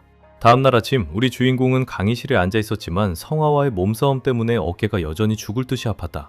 옆에는 한스가 있었고 다가올 교환의 일정 때문에 안절부절 못하고 있었다. 주요 수업을 맡은 속성 정연 교수 리스 도바가 도착했다. 학생들은 눈에 띄게 우울한 표정이었다. 그는 악명 높은 미치광이로 통했기 때문이다. 수업을 시작하기 전 교수는 정연학과 과제 결과와 다음 학기 예산을 학생들에게 나눠주기 시작했다. 한 명씩 자기 결과를 받았고 이세훈은 마지막까지 남겨졌다. 반 전체가 그의 예산이 어떻게 책정됐을지 궁금해 죽을 지경이었지만 교수가 폭탄 발언을 했다. 그의 예산은 아직 공개되지 않았는데 제출작의 품질이 너무 뛰어나서 먼저 2학년 공개 경매에 올리기로 결정됐기 때문이라는 것이었다. 자금은 그 이후에 확정될 예정이었다.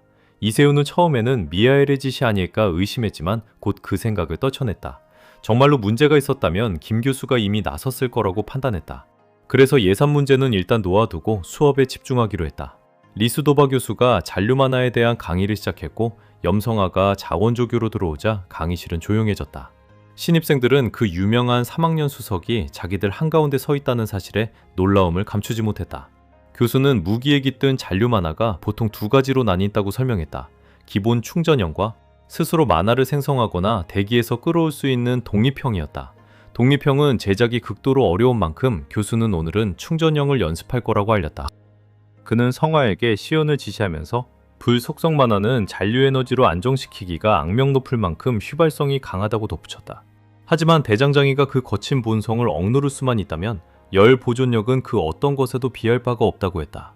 모두가 경애 어린 눈으로 지켜보는 가운데 성아는 활윤창을 자유자재로 다루며 불가능해 보이는 수준의 통제력을 선보였다.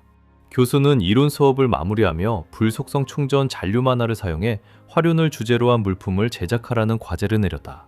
모두에게 옷을 갈아입고 정연실에서 만나자고 했다. 학생들이 강의실을 나서며 몇몇은 성아에게 아부를 떨려있지만 그는 꺼지라며 쏘아붙였다.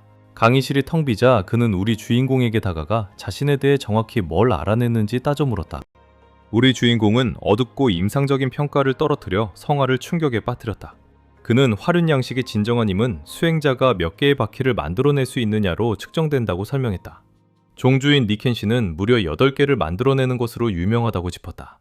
이어 그는 성아가 현재 6개를 다루며 7번째를 향해 밀어붙이는 중이지만 곧 한계에 부딪혀 더 이상 유지할 수 없게 될 거라고 지적했다. 성아는 눈에 띄게 흔들렸다. 이 고민은 자기 사부에게조차 털어놓은 적이 없었기 때문이다. 이세훈은 자신도 불속성을 가지고 있어서 성아의 불꽃에 문제가 있다는 걸 느낄 수 있었다고 설명했다. 그는 힘을 제대로 폭발시키는 대신 그저 에너지를 무질서하게 흘려보내고 있을 뿐이었다.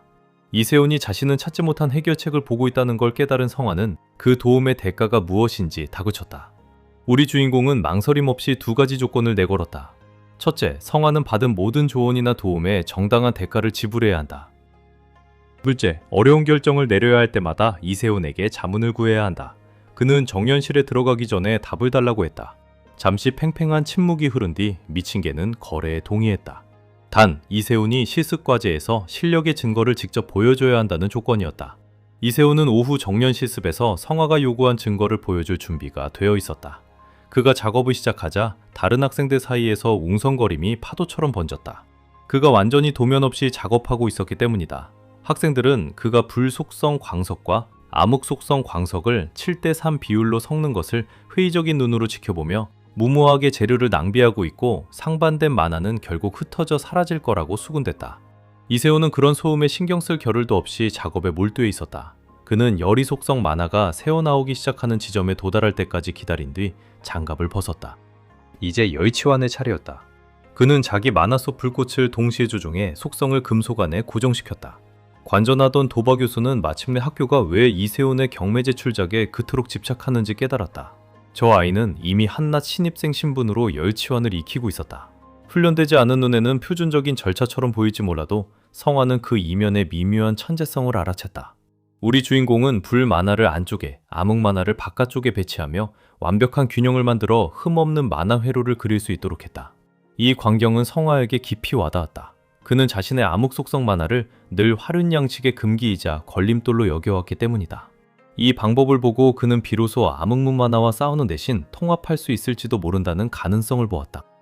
하지만 수업 후 성화가 직접 그 방법을 시도해보자 일이 어긋나기 시작했다.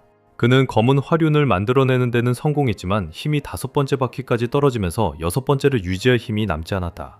우리 주인공은 이 검은 불꽃이 기술적으로는 7개의 일반 바퀴보다 강하지만 문제는 확꽃 운명평가가 코앞이라는 점을 지적했다. 만약 성화가 6바퀴 아래로 떨어지면 후계자 자리를 잃게 된다. 성화는 여전히 암흑 만화를 완전히 통제하지 못한다는 사실에 좌절했고 게다가 사범은 내일 도착할 예정이었다. 자리를 지키는데 필사적이었던 그는 자기 위치를 확보하기 위해서라면 무엇이든 하겠다고 말했다. 바로 그 순간 이세훈은 본드스톤 하나를 꺼냈다.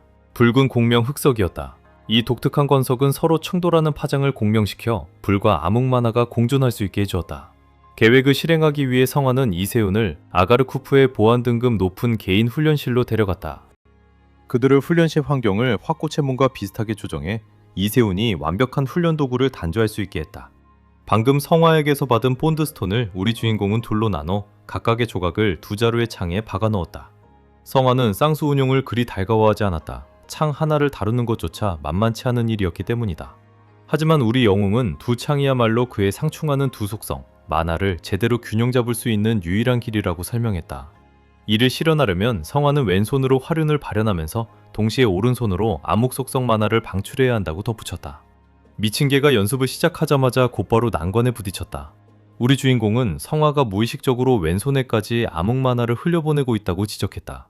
여러 만화 속성을 가진 사람에게는 자연스러운 부작용이지만 성화의 경우는 오랜 세월 암흑 속성을 억누르려 노력해온 탓에 에너지 흐름이 엉망이었다. 이세훈은 2가지를 동시에 다루는 데만 익숙해진다면 6바퀴는 어렵지 않게 도달할 거라고 설명했다. 과정을 가속화하기 위해 그는 성화에게 흐름을 안정시켜주는 특수 팔찌를 차게 했다. 혹독한 3시간의 훈련 끝에 미친 개는 마침내 적응하기 시작했다. 사실 이 기법은 미래의 그가 직접 만들어낸 것이기에 그에게 더없이 잘 맞았다. 이세훈은 모든 세부 사항을 분석하며 집요하게 지켜봤다. 호흡 패턴, 근육의 움직임, 무게중심의 변화, 그리고 만화가 몸을 순환하다가 창끝에서 방출되는 순간의 특정 파장까지. 성화가 결국 그 시선을 눈치채고 무엇을 하느냐고 물었다. 우리 주인공은 무덤덤하게 그저 그를 위한 무기를 단조하려고 데이터를 모으는 중이라고 설명했다. 그는 성화에게 제출할 과제가 아직 남아있다고 일러주며 너무 기대는 하지 말라고 했다. 그러나 미친 개는 1학년의 작품에 큰 기대는 하지 않는다고 인정했다. 대화는 어느새 성화가 왜 그토록 후계자 자리에 필사적인지로 옮겨갔다. 그는 그것이 자기 사부의 소원이기 때문이라고 털어놓았다. 우리 주인공은 전생에서 성화가 사부, 즉 초대 종주이자 S등급 영웅이었던 인물에게 거둬진 고아였다는 사실을 기억해냈다. 비록 사부는 부상으로 결국 은퇴했지만 성화는 그를 아버지로 여겼고 사부의 꿈을 짊어진 무게를 느끼고 있었다. 이번에는 성화가 그 질문을 이세훈에게 되돌리며 이 모든 것에서 너는 무엇을 얻느냐고 물었다. 우리 주인공은 답변을 돌려 말하지 않았다. 그는 곧 육마개가 판데모니움 늪에 삼켜지고 세상은 마수들로 들끓게 될 거라고 설명했다. 그 촉매를 막으려면 그 마개들에 들어가야 하는데 거기에는 2가지가 필요하다고 했다. 자신을 지켜줄 강한 사람들, 그리고 무기를 단조할 재료들이었다. 성화가 미래의 종주가 되어준다면 그에게 필요한 자금적 뒷받침과 정치적 영향력을 얻을 수 있었다. 성화는 그를 속물적이라고 했고 그는 부정하지 않았다. 그들은 사실상 남이나 다름없는 사이인데 어째서 공짜로 도와줘야 한단 말인가. 성화는 마침내 그 무게를 이해하고 비장한 맹세를 했다. 만약 우리 영웅이 자신을 종주로 만들어준다면 그 육마계에까지 따라 들어가겠노라고. 그 순간 이세훈은 미래의 미친 개를 떠올렸다. 마신을 죽일 수 있는 무기를 요구하던 그 모습을. 그 기억을 가슴에 새기며 이세훈은 붉은 공명 흑석에 본드 각인을 발동했다. 자신의 선배를 강력한 존재로 만들겠다는 결의가 가득했다. 다음날 화꼬첸분에서 온 사범 강현윤이 플라비안 1층 공개 훈련장에 도착했다. 그는 종주가 선발한 제자들을 데려와 스파링을 통해 그들의 시야를 넓혀주기를 바랐다. 사범이 자신을 조롱하기 시작하자 성화는 말 조심하라고 경고했다. 그 음흉한 사내는 가식적인 사과를 건네고 기량평가를 진행하자고 요청했지만 미친 개는 변화구를 던졌다. 그는 7번째 바퀴 승급 시험을 요구했다. 사범은 당황했다. 그의 눈에 성화는 그저 순수한 노력만으로 종주의 자리를 차지하려는 멍청이에 불과했다. 그는 성화가 7번째 바퀴에 도전하를 들면 처리하라는 종주의 명령을 떠올렸다. 느끼한 미소를 띠며 그는 시간을 끌려했지만 성화는 어둡게 물었다. 사범 자리를 잃을까봐 도전을 받아들이지 못하는 것이냐고? 결국 그들은 영역 스파링에 합의했다. 더 강한 화륜이 이기는 순수한 힘 대결이었다. 성화는 승급을 확정하기 위해 최소한 승리 또는 무승부가 필요했다. 그가 앞으로 나서자 사범은 그의 손에 들린 조잡해 보이는 단창들을 조롱했다. 그는 성화에게 암흑 속성은 통제할 수 없으니 사용이 엄격히 금지되어 있으며 만약 사용한다 해도 진정한 화륜으로 인정되지 않을 거라고 상기시켰다. 그러나 성화는 그 말을 무시하고 두 속성을 매끄럽게 융합해 7번째 바퀴를 성공적으로 발현했다. 사범은 여전히 거만한 태도로 성화가 이를 후회할 거라며 자기 바퀴를 가동하기 시작했다. 하지만 다음 순간 거대한 폭발이 훈련장을 뒤흔들었다.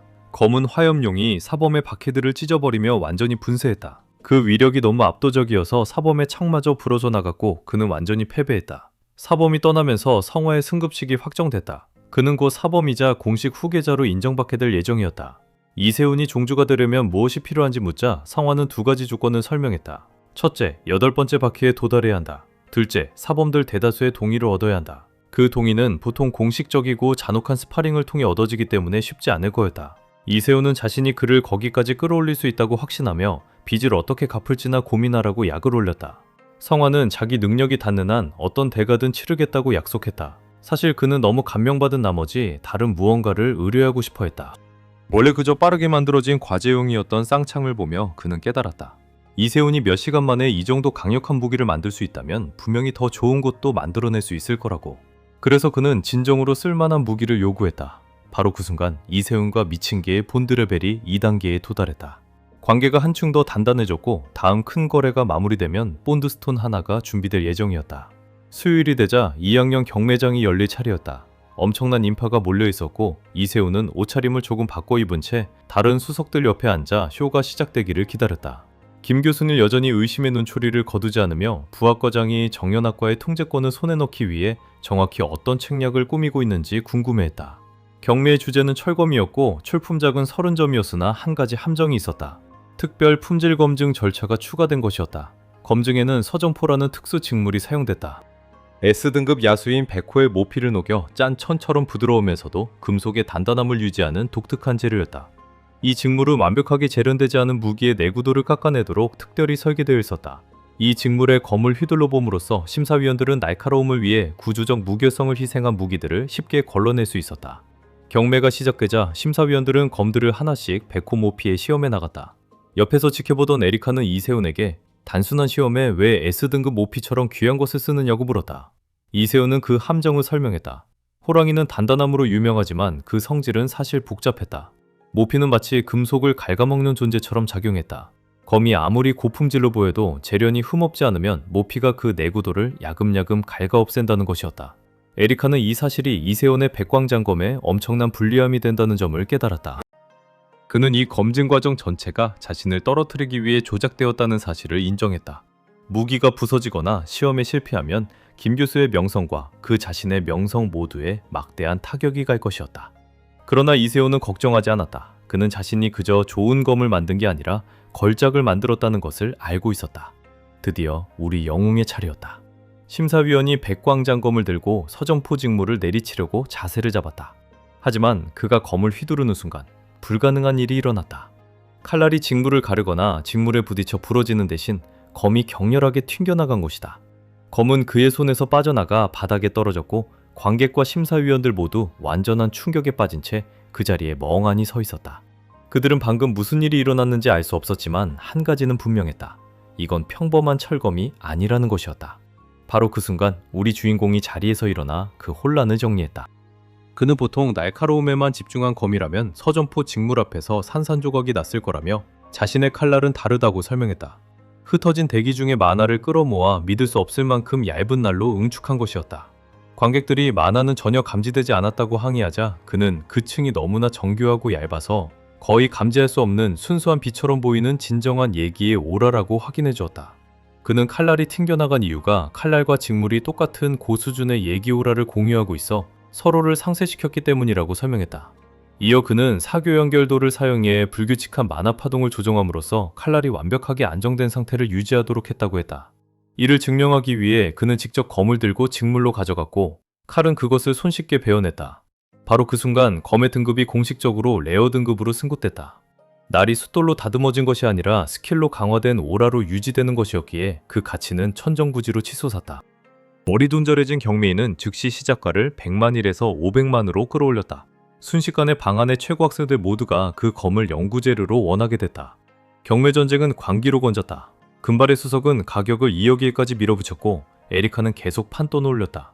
또래들이 인생을 바꿀 만한 돈을 펑펑 던지는 동안 우리의 진짜 가난한 주인공은 자기 통장 잔고인 11만 1원을 떠올리지 않을 수 없었다. 결국 가격은 무려 6억일에 도달했고 다름 아닌 빨간머리 학과장이 낙찰자였다. 제이크는 옆에서 시무룩하게 남겨졌다. 누나는 어떤 대가를 치르더라도 그 검을 사라고 명령했지만 그조차도 학과장보다 높은 가격을 부를 수는 없었다. 김 교수는 그저 자랑스럽고 만족스러운 미소를 띠고 지켜볼 뿐이었다.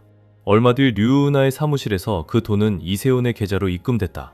학과장은 이 검을 훈련실에서 썩히는 대신 실제 위험지역에서 사용할 계획이라고 설명했다. 그는 이 기회를 놓치지 않고 토벌 목적지를 윤월로 설정해달라고 요청했다. 그곳은 보통 1학년 실습용으로 지정된 장소였고 학과장은 규정상 망설였지만 이세훈은 돌아오면 맞춤 무기를 선물하겠다고 약속하며 그녀를 끌어들였다. 그녀는 그 자리에서 동의하며 다음 주로 일정을 잡았다.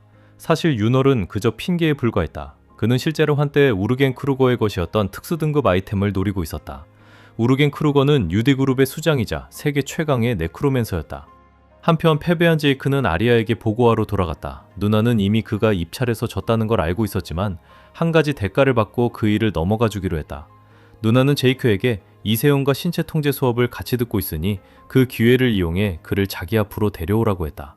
대신 그녀는 후계자 의식에 관해서는 아버지를 직접 상대해주겠다고 약속했고 심지어 졸업 전에 제이크를 수석 자리에서 빼줄 수 있다는 암시까지 했다. 자유의 기회에 동기를 얻은 동생은 무슨 일이 있어도 성공하겠다고 결심했다. 제이크가 떠나고 나서 아리아는 자신을 거슬리는 인간이라고 했던 이세훈의 말을 떠올렸다. 그 녀석이 슬슬 그녀의 신경을 건드리기 시작하고 있었다. 다음날 우리 주인공은 속성 정연 수업의 주요 과제를 제출했다. 바로 성화가 결투에 사용했던 그 단창들이었다. 하나는 불 속성을 가진 시몽의 창이었고 다른 하나는 암흑 속성을 가진 검은 창이었다. 교수는 그 장인 정신에 압도됐다. 공식이 너무나 정교해서 사용자의 만화 통제가 조금이라도 어긋나면 경고를 보낼 정도라고 평했다. 사실상 이 무기들은 단순한 무기가 아니라 완벽한 훈련 도구였다. 교수는 그에게 만점을 주고 향후 출석을 면제해주며 이 속도라면 이세훈은 사실상 지금 당장 졸업해도 될 정도라고 언급했다. 창을 돌려받은 뒤 그는 신체 통제 수업을 위해 훈련장으로 향했다. 그곳에는 이미 제이크가 와 있었다. 이세훈은 연습을 좀 해보려고 일찍 도착했기에 자리를 비켜주려 했지만 제이크가 부탁이 있다며 그를 멈춰 세웠다. 우리 주인공은 제이크가 말을 다 끝내기도 전에 거절했다. 그는 이미 아리아가 무기를 받아내기 위해 제이크를 보냈다는 사실을 알고 있었다. 사실 그의 목표는 류은하 때처럼 아리아의 관심을 계속 높게 유지하는 것이었다. 그래서 그는 어설픈 작품을 넘겨줄 생각이 전혀 없었다. 누나에게 결과를 가져다 주기로 절박했던 금발은 고급 망치 하나를 꺼냈다. 흑염 망치였다. 그리고 내기를 제안했다. 이세훈이 스파링에서 이기면 망치를 가져가고 제이크가 이기면 이세훈은 아리아를 위해 무기를 단조해야 한다는 조건이었다. 우리 주인공은 동의했지만 한 가지 조건을 달았다. 제이크는 한 달 동안 누나의 이름을 입에 올리지 말아야 하고 그 침묵에 대해 누나에게도 알려야 한다는 것이었다. 판이 깔리자 우리 주인공은 새로 만든 두 자루의 창을 잡았다. 제이크는 지난번처럼 방심하다 당할 생각이 없었다. 그는 처음부터 전력을 다하기로 마음먹고 주먹에 어마어마한 양의 만화를 압축했다. 며칠 전 성화의 주먹을 막아낼 때 쓴 그 압도적인 힘이었다. 이를 본 우리 주인공은 사교 연결도를 비활성화하고 본드 각인 스킬을 통해 탐욕의 철을 활성화했다. 제이크는 이세훈의 유연한 자세를 보며 대장장이라는 직업이 다양한 무기를 다루는데 천부적인 특혜를 주는 게 아닐까 생각했다. 하지만 금발은 여전히 자신만만했다. 그는 이세훈이 단순히 무기에 익숙하다는 이유로 자신을 이길 수 있다고 믿지 않았다. 그는 끝장을 내려고 주먹을 휘두르며 달려들었지만 이세훈이 손쉽게 뒤로 물러나며 회피하자 완전히 당황했다. 그러더니 이세훈은 화륜창 기법을 발동했고 제이크는 공포의 충격파를 느꼈다. 전생에서 우리 주인공은 어떤 개와 오랫동안 대화를 나누며 고급도를 얻기에 충분할 만큼 강한 유대를 쌓는데 많은 시간을 들였다. 그 시간 동안 그는 창시자가 단 한 번도 누구에게도 전수하지 않은 비기를 익혔다. 지금 이세훈이 펼치는 건 그저 조잡한 모방에 불과했지만 그것만으로도 상대를 압도하기에는 충분하고도 남았다. 이세훈이 창을 앞으로 휘두르자 제이크는 공포에 질려 뒷걸음질쳤다. 제이크는 자신이 이세훈의 흐름에 끌려다니고 있다는 걸 깨달았지만 동시에 이세훈의 신체 능력이 스킬에 의해 부풀려진 상태라는 것도 알았다. 그는 자신의 유일한 기회는 회피하면서 스킬 지속 시간이 다하기를 기다렸다가 형세를 뒤집는 것이라고 판단했다. 한편 이세훈은 시간을 끌려는 제이크의 전략을 꿰뚫어 보고 있었다. 장기적인 소모전에서는 이길 수 없음을 한 그는 팔찌의 본드스톤에서 막대한 힘을 끌어와 폭발고리를 발동시켜 단숨에 끝내기로 결심했다. 제이크는 시몽불의 경류가 자신을 향해 밀려오자 공포에 휩싸였고 이세훈이 끌어모은 만화의 강도를 깨달았다. 압박감을 느낀 제이크도 더 이상 자제하지 않았다. 그는 미르신 무영검을 발현시켜 푸른 축과 빛의 실을 동시에 사용하며 맨손으로 고속 반격을 펼쳤다. 우리의 주인공은 화륜창의 첫 번째 변형 일식 초승달로 정면 대응했다. 처음엔 적당히 봐주려 했지만 제이크가 진짜 칼날도 없이 상위 검수를 펼치는 걸 보고는 승리를 확보하기 위해 모든 실력을 쏟아부어야 했다. 두 힘이 충돌하며 눈부신 만화의 폭발이 일었다. 먼지가 가라앉았을 때 두 소녀는 서로의 목 끝에서 완벽한 듀착 상태에 빠져 있었다. 제이크의 주먹은 이세훈의 얼굴에서 단 1mm 떨어져 있었고 이세훈의 창끝은 제이크의 목을 단단히 누르고 있었다. 제이크는 잠시 침묵하다가 마침내 패배를 인정했다. 제이크가 패배를 인정한 후 두 소녀는 흥분을 가라앉혔고 이세훈이 가장 먼저 제안한 것은 무승부로 처리하자는 것이었다. 제이크는 거절했다. 자신이 거의 치명적인 기술을 사용했으니 금발에게는 패배로 간주된다고 주장했다. 짜증이 난 제이크는 검을 쓸 수 없는 자신의 무능함을 큰 소리로 저주했다. 우리의 주인공은 이미 문제를 알아챘다. 마이어스 가문의 전설적인 검술 명성에도 불구하고 제이크는 손에 닿는 모든 무기를 박살내기 때문에 칼날을 쓸 수 없었다. 영웅 등급의 내구도를 가진 무기조차도. 문제를 진단하기 위해 이세훈은 제이크에게 오른손을 내밀고 긴장을 풀고 만화를 가만히 유지하라고 요청했다. 제이크가 무슨 일인지 의아해하는 순간 이세훈이 갑자기 망치로 그의 손바닥을 내려치자 그는 기겁했다. 이를 통해 우리의 주인공은 문제가 단순한 재질 강화가 아니라 변형에 있다고 결론지었다. 신음하며 제이크는 설명을 요구했다. 놀랍게도 이세훈은 그를 위한 검을 직접 만들어주겠다고 약속했다. 그 순간 그는 제이크에게서 본드스톤을 추출했는데 그것은 우수한 품질의 고등급 압축석이었다. 흡수된 만화를 압축하는데 완벽하지만 보통 밀도가 내구도를 초과하면 깨진다. 이세훈은 그런 압력에도 부러지지 않는 검을 만들겠다고 약속했다. 그 사이 엿듣고 있던 그들의 교수도 우리의 주인공과 본드를 맺었다. 제이크가 자리를 뜨자 교수는 단둘이 이야기하자고 요구했다. 그는 그저 대장장이라는 이세훈이 어떻게 갑자기 창을 그렇게 능숙하게 다루는지 의심하고 있었다. 그는 의심스러울 정도로 완벽한 자세에 대한 해명을 요구했다. 이세훈은 에리카의 연결도를 꺼내 보이며 자신의 근육이 다른 사람의 신체를 모방할 수 있게 해주는 단순한 버프 스킬이라고 설명했다. 그는 그 기술을 시연하며 움직임을 자신의 몸에 강제로 새기기 때문에 신체적 부담이 엄청나다고 언급했다. 교수는 이것이 관찰 모방임을 깨닫고 자신의 의심에 대해 사과했다. 그는 판데모니움에서 온 같은 능력을 지닌 악마, 도플갱어가 있다고 밝혔다. 이 사악한 존재는 영웅들의 기술을 복사해 그들을 죽이는데 교수는 그것에 대해 명백히 깊은 원한을 품고 있었다. 이세훈은 교수가 본드를 맺은 이유가 자신을 악마 본인이라고 의심했거나 아니면 그 괴물을 찾는 열쇠로 보았기 때문임을 깨달았다. 우리의 주인공이 악마 위협의 심각성을 이해하고 있음을 보이자 교수의 얼굴이 밝아졌고 요즘 젊은이들은 악마에 관심이 거의 없다고 말했다. 그는 이세훈의 실력이 이미 자신의 가르침을 넘어섰음을 인정했고 일이 마무리되면 더 많은 것을 공유하겠다고 약속했다. 우리의 주인공은 이미 자신의 실력이 아가르쿠프 수석들과 동등한 수준이기에 교수를 손에 쥐었다는 걸 알았다. 배경 가문에 뒷받침이 없는데도 말이다.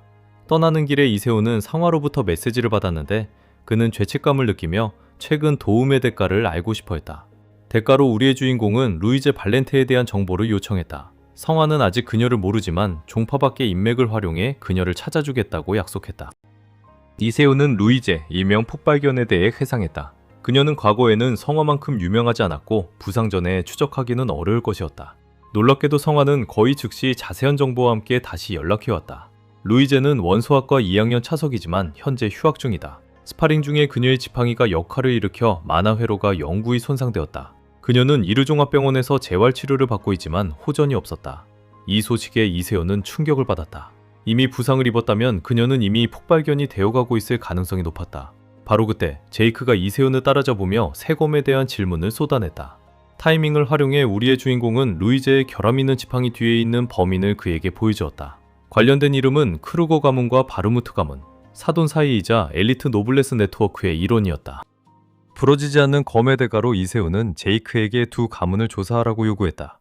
칼날을 완성하는데 약 일주일이 걸린다고 말했다. 금발은 너무 흥분해서 자신에게 실제로 통하는 검을 받는 대가로 무엇이든 하겠다고 신나게 제안했다. 그러나 그의 흥분은 이세훈이 첫 번째 명령을 내리는 순간 순수한 충격으로 바뀌었다. 그는 제이크에게 자신의 팔을 가능한 한 깨끗이 부러뜨리라고 했다. 알고 보니 이것은 우리 영웅이 우루 종합병원에 입원하기 위한 계획의 일부였다. 표적에 접근하려면 그곳에 있을 명분이 필요했고 깨끗이 부러진 팔이 완벽한 입장권이었다. 장면은 병원으로 옮겨졌고 직원들은 루이지 발렌테가 고집스럽게 마법을 연습하려 하는 모습을 숨죽이며 지켜보았다. 그녀는 용암 탄환을 발현시키려 했지만 부상이 도지며 극심한 고통을 일으켰다. 그녀는 신음했지만 의사들이 만화 역류 현상을 확인하는 소리를 듣자 그녀의 눈은 공포로 크게 떠졌다. 그 소리는 그녀가 인생을 바꾼 부상을 입은 바로 그 순간으로 회상을 촉발했다. 주치의는 즉시 실험 중단을 명령하고 직원들에게 만화 중화제를 투여하라고 지시했다. 루이제는 협상을 시도하며 재개 전의 짧은 휴식을 절박하게 요청했다. 그러나 의사는 단호했다. 악화되는 상태 때문에 그는 그녀의 재활을 하루 50회로 제한하고 초급 마법만 연습하도록 강등시켰다. 그 소식은 그녀를 공포에 빠뜨렸다. 차석에게 기초로 강등된다는 것은 경력의 사형 선고처럼 느껴졌다. 패닉이 엄습했다. 그녀는 의사에게 한 번만 더 기회를 달라고 애원했지만 그녀의 절박함은 만화가 통제불능으로 새어나오게 만들었다. 직원들은 그녀가 무너지는 모습을 보고 진정시킬 진정제를 준비했다. 그녀는 의사에게 달려가며 아직 할 수 있다고 외쳤지만 직원 한 명이 더 빠르게 진정제 주사를 그녀에게 놓아 결국 그녀를 잠재웠다. 나중에 그녀는 홀로 깨어나 실험 기회를 잃게 만든 자신의 절박함을 저주했다. 그녀는 스스로 일을 처리하기로 결심했다. 공식적인 치료 방법이 효과가 없다면 명상이나 신체 운동을 통해 다른 길을 찾아야 했다. 움직이려는 순간 누군가 그녀의 머리를 콕 찔렀다.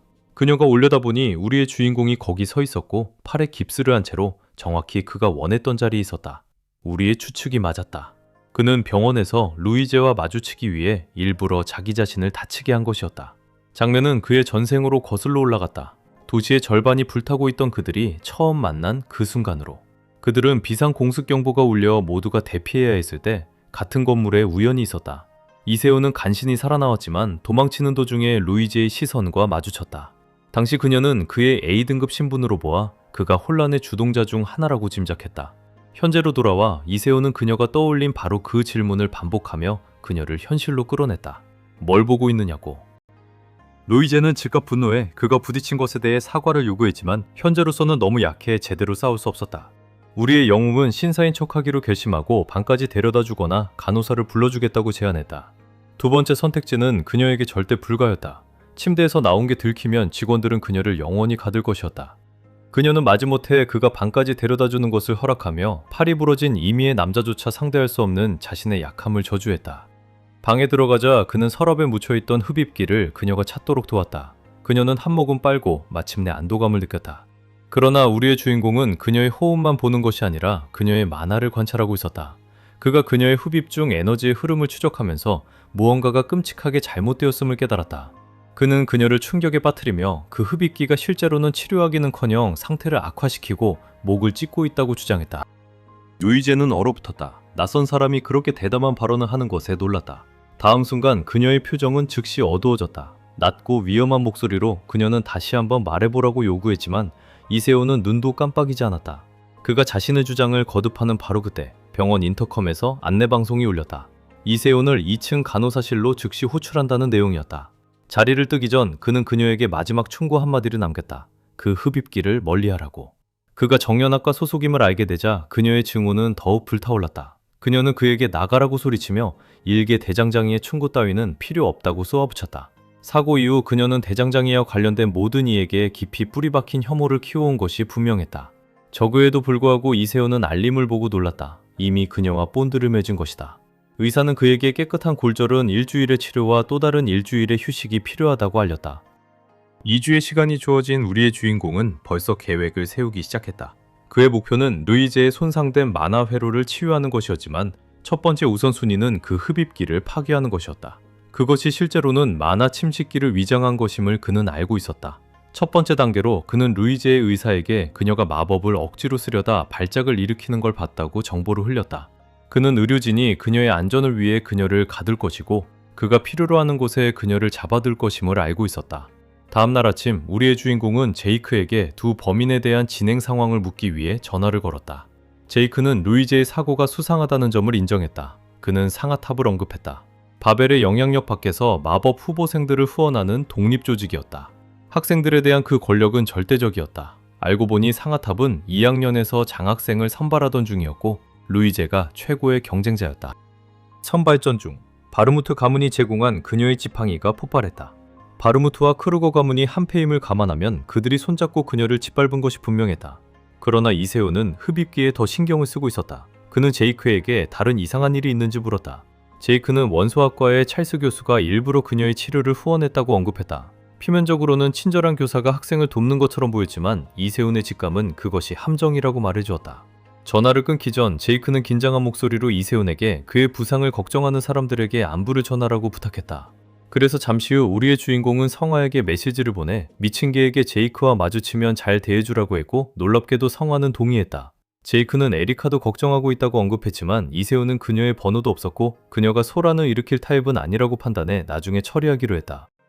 그의 초점은 표적으로 돌아갔다. 그는 루이제의 방으로 걸어가 문을 두드렸다. 그가 누구인지 알아채자마자 그녀는 손을 뻗어 그를 잡아 안으로 끌어당기고 문을 쾅 닫았다. 그녀는 격분해 있었다. 이세훈의 의사에게 흘린 작은 장난 덕분에 그녀는 2주간 절대 안정에 처해졌고 재활 강도는 1등급으로 깎여 있었다. 지난 6개월간 회복을 위해 피와 땀과 눈물을 쏟아부었는데 이제 그가 단 하루 만에 모든 것을 망친 것 같았다. 우리의 주인공이 다시 흡입기 이야기를 꺼내자 그녀는 실제로 그의 경고를 듣고 사용을 중단했다고 쏘아붙였다. 결함 있는 바르무트 지팡이로 만화 화상을 입은 후 그녀는 장비를 맹목적으로 신뢰하는 것에 대해 교훈을 얻었다. 그러나 그가 침착하게 그녀를 치료할 수 있다고 주장하자 완전히 어리둥절했다. 그녀는 비웃듯이 그가 만화 화상이 무엇인지나 아냐고 물었다. 이세훈은 흔들리지 않았다. 그것이 치료 불가능한 병이며 전설적인 정상 등반자들조차 아직 치료법을 찾지 못한 것임을 그는 확인해 주었다. 루이제는 회의적이었지만 그의 이론을 들을 만큼은 호기심이 일었다. 그는 흡입기부터 시작했다. 그녀의 교수가 준 것이었다. 그냥 말하는 대신 그는 그녀에게 진실을 보여주기로 결심했다. 실력 연결을 사용해 그는 그녀의 만화 회로를 시각화했다. 그는 간단히 설명했다. 그녀의 원래 회로는 110볼트용으로 만들어졌지만 목 부위에 침식된 영역은 인위적으로 220볼트로 올려져 있었다. 그가 자신의 목에 같은 불안정한 만화 패턴을 발현시켜 보여주자 그녀의 눈은 공포로 크게 떠졌다. 그는 이 지속적인 전압 충돌이 영구적인 과부하를 일으키고 결국에는 만화를 전혀 사용할 수 없게 만든다고 설명했다. 깨달음이 스며들면서 그녀는 찰스 교수가 그 흡입기를 건네던 순간으로 떠올랐다. 교수는 그것이 그녀의 상처에 효과적일 것이라고 약속했고 고통에도 불구하고 절대 포기하지 말라며 만화 화상을 극복하기 위해 사용하라고 권유했다. 그때 루이제는 그 지원에 감사해야 하며 교수에게 고마워했었다. 이제 병실에 서서 이를 악물며 그녀는 처음부터 자신이 이용당했음을 마침내 깨달았다. 그리하여 그녀는 교수에게 복수를 다짐했고 우리의 주인공은 그녀의 눈에 이성의 빛이 돌아오는 것을 보고 안도의 한숨을 내쉬었다. 그는 솔직하게 설명했다. 그녀의 만화 상처를 물리적으로 치유할 수는 없지만 그녀의 만화 사용을 재조정해 다시 마법을 쓸 수 있게 할 수 있다고. 함정을 감지한 루이제는 그 대가로 무엇을 원하느냐고 물었다. 우리의 사내는 직설적이었다. 그는 그녀가 자신과 함께 용마계를 탐험하며 미래를 바꾸는 일에 동참하기를 원했다. 그녀는 마침내 미소 지으며 그의 손을 잡아 거래를 성사시켰다. 나중에 우리의 주인공은 그녀에게 체리 한 봉지를 건넸는데 그녀는 완전히 어리둥절했다. 그는 그녀가 느끼는 고통이 목에 손상된 회로를 통과하는 정련된 만화에서 비롯된다고 설명했다. 보통 마법사는 정련된 만화를 온몸으로 순환시켜야 시전할 수 있는데 그래서 그녀가 막혀있다는 것이었다. 그의 해결책은? 그녀는 혀 안에서 직접 만화를 정련함으로써 그 회로를 우회해야 했고 그는 이것을 코끼리를 냉장고에 넣는 것에 비유했다. 루이제는 그곳에 회로가 거의 없기에 자신이 할 수 있을 거라고 믿지 않았지만 이세훈은 그녀만이 할 수 있다고 확신했다. 사실 전생에서 이 방법을 발명한 것은 바로 그녀였고 그래서 폭발견이라는 칭호를 얻게 된 것이었다. 훈련은 가혹했다. 먼저 그녀는 체리를 먹고 오직 혀와 만화만을 사용해 줄기를 섬세하게 조작해야 했다. 이세훈은 그녀를 더 몰아붙여 막대를 이로 물고 어려운 문장들을 외치게 하면서 만화와 날것의 감정을 불어넣게 했다. 이 미친 훈련 일주일 후 그녀는 마법보다는 발음만 좋아진 것 같아 좌절감을 느꼈다. 그러나 결국 그녀는 사과하며 계속 진행하고 싶다고 했다. 한편 그는 마침내 비밀을 밝혔다. 이 전 과정은 영창마법에 사용되는 만화를 정연하는 것이었다. 루이제는 듣고 충격을 받았다. 그는 영창마법이 발현되기 위해서는 작은 만화 코어와 강력한 정신 이미지만 필요하다고 설명했다. 시연을 위해 그는 단순한 만화 구체를 형성하고 변환 주문으로 원소를 주입한 다음 가속 영창을 사용했다. 구체는 너무나 날카롭고 빨라져서 병실 창문을 산산조각냈다. 깨진 유리에 대해 사과할 새도 없이 그는 침묵에 잠겼다. 루이제는 이미 개념을 파악한 상태였다. 그녀는 자신의 만화 구체를 만들어냈다. 다음 순간 그녀는 그것을 거대하고 압도적인 구체로 확장시켰다. 이세훈은 경외감 속에서 지켜보았다. 그는 마법이 세상의 법칙을 무시하지만 강한 정신 이미지를 가진 마법사는 마법 자체의 법칙을 거역할 수 있다는 사실을 다시 떠올렸다. 폭발견은 마침내 영혼을 짓누르는 고통 없이 마법을 쓸 수 있다는 사실에 강렬한 감정의 경류에 휩싸였다. 우리의 주인공은 필요하면 올라고 부드럽게 권했지만 그녀는 거절했다. 그녀는 자신에게 이런 짓을 한 자들에게 복수하기 전까지 눈물을 낭비하지 않을 것이었다. 그녀가 사고의 트라우마를 극복하도록 돕기 위해 이세훈은 자신의 휴대전화를 꺼내 학교 커뮤니티 게시판에 한바탕 일을 벌일 준비를 했다. 나중에 상하탄 모의 훈련장에서 한 무리의 신입생들이 단순한 해골 몬스터조차 무찌르지 못하고 고전하고 있었다. 한심한 광경을 지켜보던 현 에피소드의 악역 거인이 비웃으며 그들에게 꺼지라고 말했다. 그들이 도망치자 그는 바르무트의 전화를 받았는데 그는 상하탑 카페 게시판에 최신 게시물을 확인하라고 했다. 그것을 보자 거인은 격분의 폭발에 휩싸여 루이제의 이름을 저주했다. 루이제가 결투를 위한 공개 도전장을 게시한 것이었다. 조건이 정해졌다. 일주일 후 오후 1시. 무술관에서 그녀는 공개적으로 그를 조롱했다. 다칠까봐 너무 겁이 나면 거절해도 된다고. 거인의 자존심에 대한 직접적인 모욕임을 그가 아는 정중한 비꿈이었다. 격분한 그는 다시는 일어설 수 없을 만큼 그녀를 두들겨 패겠다고 다짐했다. 병원에서 그 소녀는 그 게시물에 그다지 기뻐하지 않았다. 그녀는 자신의 영창마법이 실제 결투에서 거인을 쓰러뜨릴 만큼 강하지 않다고 걱정했다. 잠시 그녀는 이세훈이 피에르 바르무트가 보낸 첩자일지도 모른다고 의심했지만 그는 그녀를 진정시켰다.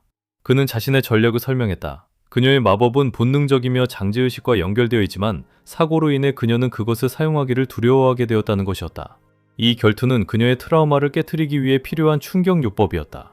지면 트라우마만 더 심해질 거라고 걱정하자 이세훈은 그녀에게 전적인 확신이 있다고 안심시켰다. 그 순간 이세훈은 그녀에게서 본드스톤을 추출했는데 그것은 죽어가는 물의 돌이었다. 광물에 깃든 만화의 속성을 증폭시키는 데 특화된 최고급 재료였다. 그녀의 새 무장의 완벽한 부품이었다. 루이제는 잠시 안도했지만 이세훈이 구강검사를 위해 장갑을 끼는 모습을 보자 그에게 욕설을 퍼붓기 시작했다. 한편 캠퍼스 전역에 소문이 들불처럼 퍼지고 있었다. 사람들은 거인이 루이제의 부상 배후의 주동자라고 공공연히 의심했고 특히 그것이 장학금 선발 직전에 일어났기에 더욱 그러했다. 거인은 압박을 느끼고 있었다. 그는 이미 형에게 한 소리 들었는데 형은 그에게 자신의 뒤처리를 깨끗이 하라고 말했다. 그는 그들이 자신의 실패를 은밀히 즐기며 그것을 광물그룹 제휴에 대한 권한을 장악할 구실로 삼고자 한다는 것을 알았다. 피에르 바르무트가 나타나자 거인은 그에게 쏘아붙였다. 모두가 그들이 음모 배후에 있었음을 알고 있었고 거인은 원래 계획은 단지 루이제를 퇴화시키거나 감금시키는 것이었기에 화가 났다. 그것을 신체적으로 다치게 하는 것으로 바꾼 것은 피에르였다. 피에르는 얕은 사과를 했지만 거인은 말 따위는 원하지 않았다. 그는 후계자로서의 자신들의 위치를 확보할 견고한 계획을 원했다. 피에르는 어두운 어조로 자신이 이 상황을 처리할 완벽한 방법이 있다고 약속하며 그를 안심시켰다.